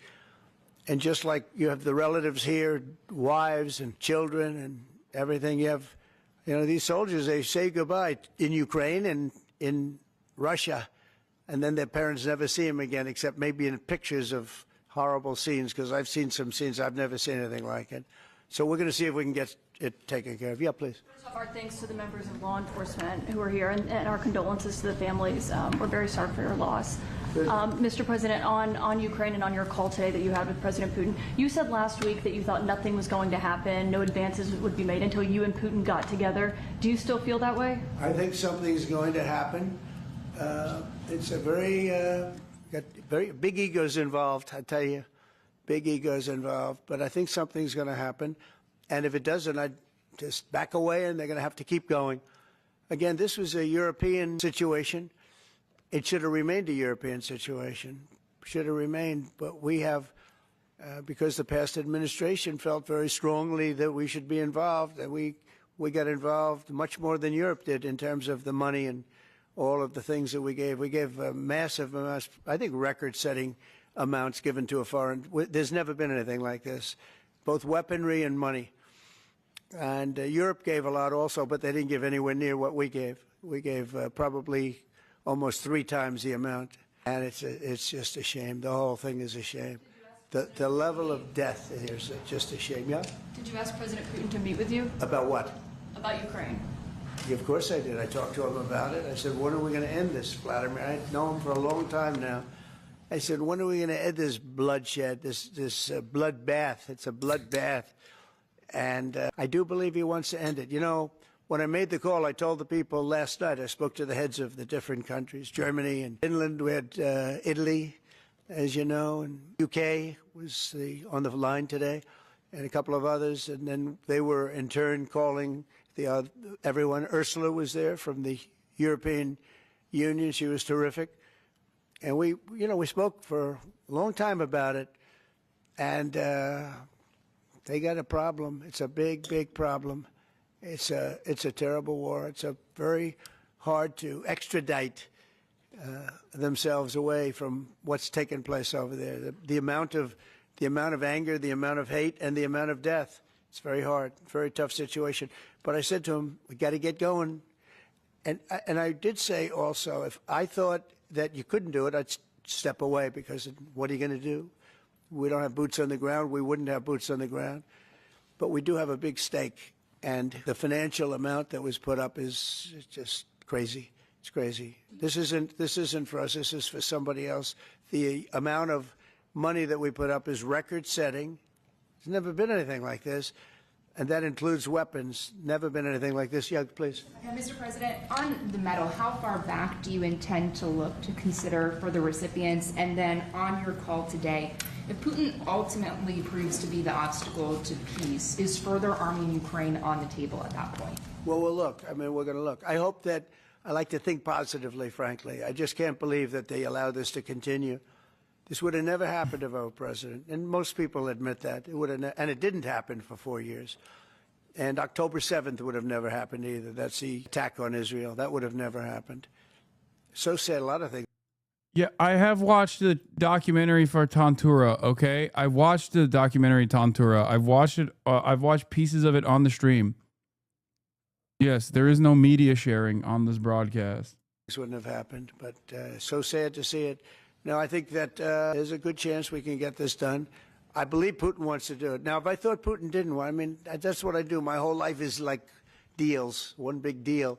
And if I thought that President Putin did not want to get this over with, I wouldn't even be talking about it, because I'd just pull out. What did you hear that gave you confidence that he does want peace versus buying time? I think he's had enough. I think he's had enough. This has been a long time. This has been going on for more than 3 years. When you think, right? It's been going on for a long time. Yeah, please. Oh, thank you, Mr. President. When you implored him to stop previously, Vladimir stopped on social media, and he didn't. He just continued. I'm curious, did you bring that up with him in your phone call today? You have to talk about. Sorry, you previously on Truth Social implored President Putin to stop. You wrote Vladimir stop, and he didn't stop, quite the contrary. I'm curious, did you bring that up on your call with him today? No, I didn't bring that up, but I did say it's time. You got to stop this thing. And I believe he wants to stop. Look, I would be, I think, very able to tell whether or not he wanted to or what. I thought there was a very good chance, like 50-50 chance, that he would say, I want to take the whole thing. I didn't know what he was going to say. And then they have a different kind of a problem. But I believe he wants to stop. Pretty sure. Just now about backing away or walking away if it looks like it's going to be an intractable problem. Do you have a red line in your head of what would cause you to back away? And yeah, in my head, but not something I'm going to announce. But yeah, definitely in my head I do, yeah. Because this isn't our war. This is not my war. This is not... Bro, the fact that he tries to distance himself from the previous administration over and over again on this issue is so funny. It's not my war. They lost it. The previous admin lost it. It's like, bro, you can't. It is yours. You're cooked. Okay? It's yours. That's how it happens. That's how this goes. You come into power. It's your war now. Okay? It's yours now. You have to deal with it. The fuck are we talking about? And the way that he is trying to deal with it is also really silly and really stupid. No, he sided with Putin. I know. I mean, that's him trying to save face for his own constituents to a certain degree, where he's like look, here's the thing.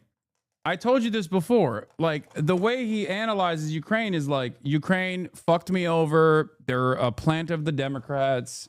This is the Democrat Party's fuck up, and now I have to deal with it. He hates that he has to deal with it, but in his mind, he thinks he can, like, in his mind, he thinks he can get away. Like, he thinks he can get away by just saying, like, no, this is, this was Brandon's doing. But you're the president now. And at a certain point, people are going to start going, okay, dude, well, fucking, you said you were going to deal with it. Even your fans are going to say, all right, you said you were going to deal with it. I don't see you dealing with it. Not the war. I mean, we got ourselves entangled in something that we shouldn't have been involved in. And we would have been a lot better off, and maybe the whole thing would have been better off, because it can't be much worse. It's a real mess. It's a death trap. So I think that, yeah, I would say I do have a certain line, but I don't want to say what that line is, because I think it makes the negotiation even more difficult than it is. Yes, please. Mr. President, thank you all for your sacrifice. I'm so sorry for your loss and everybody. You mentioned the bloodbath that you want to see end in Ukraine. You mentioned that you believe Putin wants peace, but he just attacked Ukraine yesterday. You're going viral on Twitter? What makes you think that he wants peace? Well, he's in a war, I mean, nice. Nobody said don't. They're fighting. They're attacking each other, and people are dying all the time. He's in a war. He's fighting a war. Nobody said he was going to stop. I think, is it terrible? Yeah, it's terrible. I think it's terrible. Can you bring up President Biden? President Biden on the war, and then I'll ask. It is. Well, because I think there's a chance of getting something done, and if you do that, you can also make it much worse. But there could be a time when that's going to happen. Yep. Mr. President, Who's going to say? with the ratings downgrade from... Do you want to respond to President Biden being diagnosed with cancer? Are you going to call your predecessor? I think it's very sad, actually. I'm surprised that it wasn't, the public wasn't notified a long time ago, because to get to stage 9, that's a long time. I just had my physical. You saw that. You saw the results of that particular test. I think that test is standard to pretty much anybody getting a physical, good physical. We had the doctors at the White House and over at Walter Reed, which is a fantastic hospital. Stage 9. I do it. I did a very complete physical, including cognitive tests. I'm proud to announce I aced it. Got them all. I got them all right. You proud of me? Yes. Your husband would be proud of me for getting them all right. It's a little risk. If I didn't get them all right, these people would be after me. It would be not a good situation. But I think, frankly, Told you he anybody would do running this. for president should Verbatim. take a cognitive test. They say it's unconstitutional, but I would say in that particular case, having a cognitive test wouldn't be so bad. But when you take tests, medical, as a male, that test is very standard. I don't know if it's given to everybody, but it's given just about. And it takes a long time to get to that situation. Now, I think, to get to a stage 9, I think that if you take a look, it's the same doctor that said that Joe was cognitively fine. There was nothing wrong with him. Well, he said, if it's the same doctor, he said there was nothing wrong there, and that's being proven to be a sad situation. And the auto pen is becoming a very big deal. The auto pen is becoming a big deal because it seems like that maybe was the president who ever operated the auto pen.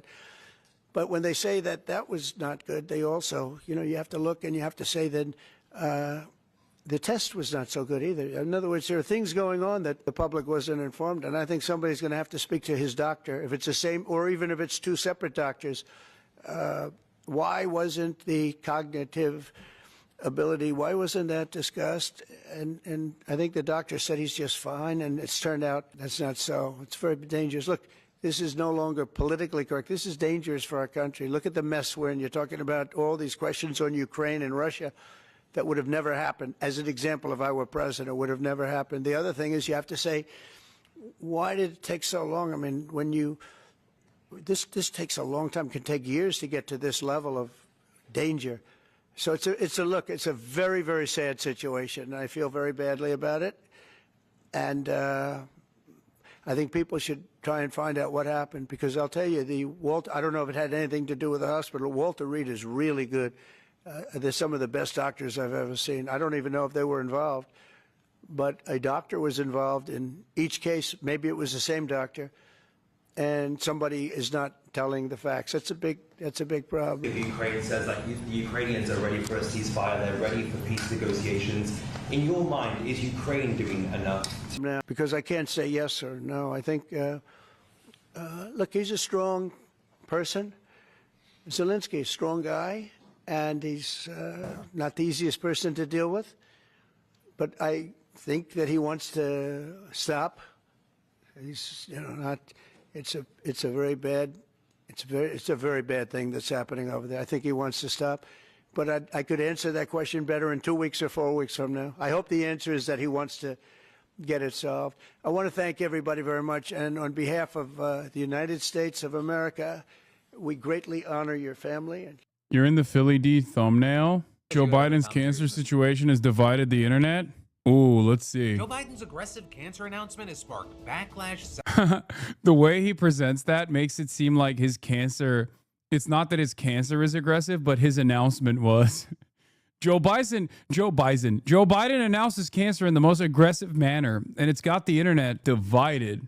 Joe Biden's aggressive cancer announcement has sparked backlash, several new accusations, and overall divided the internet. What really happened in that horrifying Mexican Navy Brooklyn bridge crash? A crazy New Orleans jailbreak has 7 escaped inmates on the run and tens of thousands of dollars up for grabs. What we've now learned around the IVF clinic bombing. Israel has now begun a new ground operation to take control of all of Gaza. And then a good news story to try and fail to keep you sane. We're talking about all that and much more on today's brand new Philip DeFranco Show. You daily dive into the news, how it's being covered, and how people are reacting to it, starting with this. Was there a massive Joe Biden cancer cover-up? That is just one of the many questions and controversies that have stemmed from the news that the former president was just diagnosed with cancer, with his office yesterday releasing a statement saying, last week, President Joe Biden was seen for a new finding of a prostate nodule after experiencing increasing urinary symptoms. On Friday, he was diagnosed with prostate cancer characterized by a Gleason score of 9, grade group 5, with metastasis to the bone. And then adding, while this represents a more aggressive form of the disease, the cancer appears to be hormone sensitive,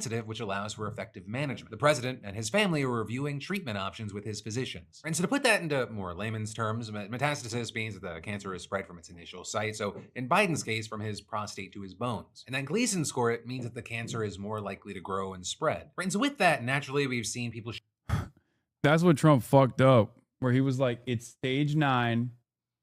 It's not.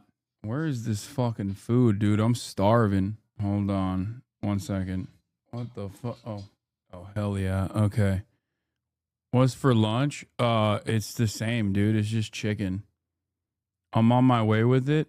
Enslave me so I can make you food. Okay. Things that you say are public. Sharing condolences, including Kamala Harris and Barack Obama, who wished for a speedy recovery and added that Biden will fight this challenge head on. Even had some on the right playing nice, with Trump saying that he was saddened by the news and sending well wishes to the Biden family. I mean, hell, Marjorie Taylor Greene even seemingly found whatever pills she needed and put her muzzle back on and calling cancer truly awful and saying she'd pray for his family. And you know, today you had Biden thanking everyone who sent him messages of support. But also, part of the news we've been seeing is that not everyone's messages were supportive. You had a ton of people focusing on Biden's health as it related to his hopes to hold on to political office, with, for example, USA Today writing that his diagnosis underscored growing questions and, among some top Democrats, anger about his initial decision to run for re-election despite signs of physical frailty and the reality of advanced age. Especially since in another timeline or universe, maybe Biden stayed in the race and even won, and he'd just be a few months into his new term with a cancer diagnosis. Right? And this notably comes as Democrats have already been having to deal with claims that Biden and his team were trying to cover up his ailing health. With some also questioning the timing of this announcement, because there's a new book titled Original Sin that's coming out this week, which is about President Biden's decline, its cover-up, and his disastrous choice to run again. Right, in the news that he has cancer has now added fuel to that fire. And it was actually something that Vice President J.D. Vance touched on while talking to reporters this morning. We really do need to be honest about whether the former president was capable of doing the job. I don't think he was able to do a good job for the American people.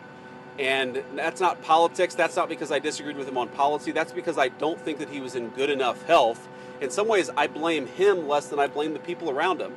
And why didn't the American people have a better sense of his health picture?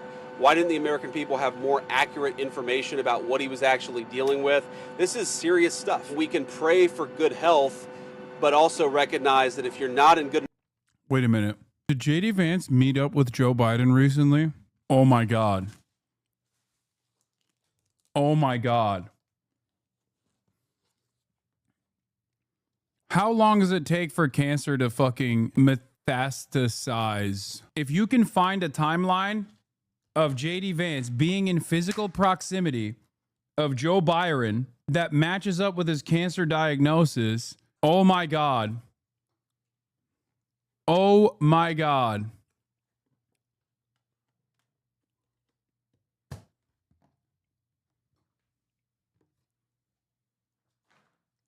We thought Robert F. Kennedy Jr. was pestilence. It turns out the true pestilence is not RFK Jr., but J.D. Vance. He's the one who's spreading disease, dude. How many global affairs has this man created? How many global crises has he created?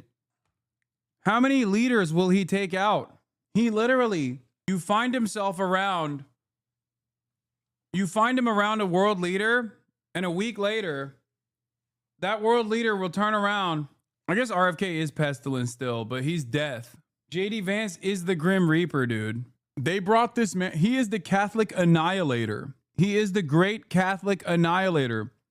He has a very specific type of disease that if he's in the presence of a Catholic, the Catholic dies. The Catholic perishes. Enough health to do the job, you shouldn't be doing the job. Right, and also with that, we've seen many speculating that maybe Biden actually learned of his cancer while he was in office and hid it. And that, in part, because you have folks like one urologist telling News Nation that given the kind of medical care that Biden received in office, he could have known that he had this for a while. Also connected, but really separate from that, you had Donald Trump Jr. questioning when Biden found out about his cancer in a post that also seemingly took a shot at Jill Biden's doctorate in education. With him writing, what I want to know is, how did Dr. Jill Biden miss stage 5 metastatic cancer, or is this yet another cover-up? With that post then sparking backlash of its own from people who noted that it's pretty common information that Dr. Jill Biden is not a medical doctor, with many also calling Trump Jr. vile and rude for responding to Biden's cancer with this kind of rhetoric. But also here we saw general pushback to anyone that's been focusing on cover-up allegations and speculations, with the likes of Meghan McCain, for example, writing, "I don't know if it's just my bias or background, but I don't want to hear anything else about Biden's health cover-up, tell-alls, interviews with staff, etc. Let the Biden family be in peace right now. This is all just so sad and imprudent." And this, as you had others countering claims that Biden may have actually known for a while, with, for example, one medical oncologist at Johns Hopkins telling the Washington Post that it would not be surprising if previous prostate prostate exams failed to show cancer indications as a better test is needed. But then even, all of that, it's just one slice of the backlash that this news has created. Because among other things, you had some people mocking Biden and his illness or guessing how long he has left. You also had others who disagreed with Biden's policies, just refusing to show any sympathy or rooting for the cancer. For example, journalist Taylor Lorenz getting some heat for writing things like, hopefully he rots in hell and rests in piss, and saying Democrats have zero sympathy for the countless people Biden harmed and killed during his administration, but want to act like his cancer diagnosis means he's beyond critique for those actions. And that is, you had other commentators in the space like Hassan Piker facing backlash for joking about the news by, for example, sharing a headline about Biden's cancer diagnosis and writing, he's running in 2028, with him then later adding the mainstream media is already actively laundering the reputation of a war criminal who oversaw the genocide of Palestinians whose selfish nature allowed Trump to win a second term. Joe Biden is an awful monster. Prostate cancer doesn't change that. And so with that, while you had some supporting their words, you had many slamming what Taylor and Hassan said and thinking that it's insensitive to post comments like that at this time. With some reacting with takes like Marjorie Taylor Greene prays for Joe Biden's cancer recovery while Hassan Piker gloats and celebrates. As well as, maybe let's not play partisan games with a cancer diagnosis, okay? Joe Biden is a public servant. He deserves an opportunity to rest, be with his family, and have a fighting chance at recovery. Just be normal and pray for him. With all that said, as this news is playing out on several different fronts in several different ways, I gotta ask you,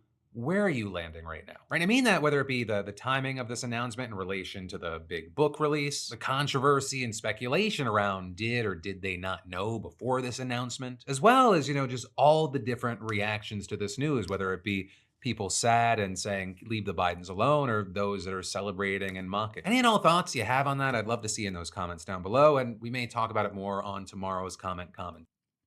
For the record, I love the way that Philip presented that, partially because it goes to show the hollowed out nature of liberal civility enjoyers, where the argument that Drew Pavlov was trying to make is that I'm a worse person than Marjorie Taylor Greene. And I think if you believe that, it's over. If that's the only thing that factors into your calculation, then it's impossible for me to try and convince you otherwise, Because the perspective that I represent in the first joke that I posted, and also in the second statement, that's the more serious one that I posted, is that Biden's illness should not be used as shelter from a lot of the horrible things that he did as president that led to Donald Trump. That's it, including his obvious diminished, even the joke itself is about his obvious diminished mental faculties. That should have been a hurdle in him running the second time. Hey, Jake Tapper. Oh boy, big news. He's coming after Jake Tapper. How does it feel knowing that Joe Biden, the man you have been relentlessly You gave Joe Biden cancer. Attacking, disparaging, and defaming for the entirety of 2025 in order to sell advanced copies of your book was just diagnosed with cancer? That's right. Joe Biden's family just unfortunately confirmed that the former president has been diagnosed with an aggressive form of prostate cancer. And I just wanted to say, number one, my thoughts and prayers are with you, Joe Biden, and your family. You can overcome this and you can defeat this. And number two, dog, he's 90, bro. He doesn't know what TikTok is, okay? And number two, you're mad at Jake Tapper for literally saying Biden was old and feeble-minded, and then you're claiming that that's defaming Biden, and then your argument is he's actually worse than you thought he was. He also is old, feeble, weak, and has prostate cancer. Then I guess Jake Tapper is not defaming Biden, Hey, Jake Tapper, how do you feel about your piece saying that Biden is old and selfishly kept wanting to run? How do you feel about spending weeks promoting your book saying Biden was too old and should not have run again, now that you found out that he has cancer and he definitely should not have run again? What the fuck? And it's really funny to get mad at Jake Tapper over this, because the only reason why Jake is associated with this book is so that he can engage in ass covering, because he defended Biden for the longest fucking time. I feel like liberals are professional missers of the forest because they're professional lookers for the trees. This is so stupid. This is so incredibly stupid. Like, can we be Can we be a little bit more reasonable? Can we be optically more reasonable here, please? What the fuck does that even mean?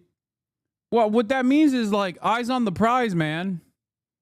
But even from a perspective of what Jake Tapper is doing, if you're fucking angry at him for writing a goddamn book about how Biden was old and weak, you probably shouldn't be trying to launch an argument against him when it came out that he was even more old and weaker than we previously thought. It's like people complaining that Gary Lineker's Instagram story repost had a rat in it, when the contents of that Instagram story had nothing to do with anti-Semitism and everything to do with like Zionism and Israel. And that's like something we should be hyper focusing on. That's like, oh wow, Gary Lineker, the secret anti-Semite. And no, this is not satire. This person is real. I guess, unfortunately. Shame on Jake Tapper, CNN, the mainstream media, the political pundits, the DC consultants, and the Democratic officials who have spent the majority of Donald Trump's presidency, the one in which Donald Trump has violated Supreme Court orders, violated federal laws, deported people without due process, accepted luxury jumbo jets from foreign monarchies as bribes, not covering that, but instead piling on Joe Biden for his age, for his cognitive health, even though all Joe Biden did when he was in office was serve the American people, pass bills, and help try to resuscitate the country after Donald Trump. Bro, he couldn't even serve himself tapioca pudding. What are you talking about? Get the fuck out of here. Trump nearly destroyed it. I mean, Joe Biden, these people did not deserve you. Get well soon, my brother. Oh my God. Get well soon, my brother. Yeah, here's the Gary Lineker story. Back to that. Damn, this guy's good.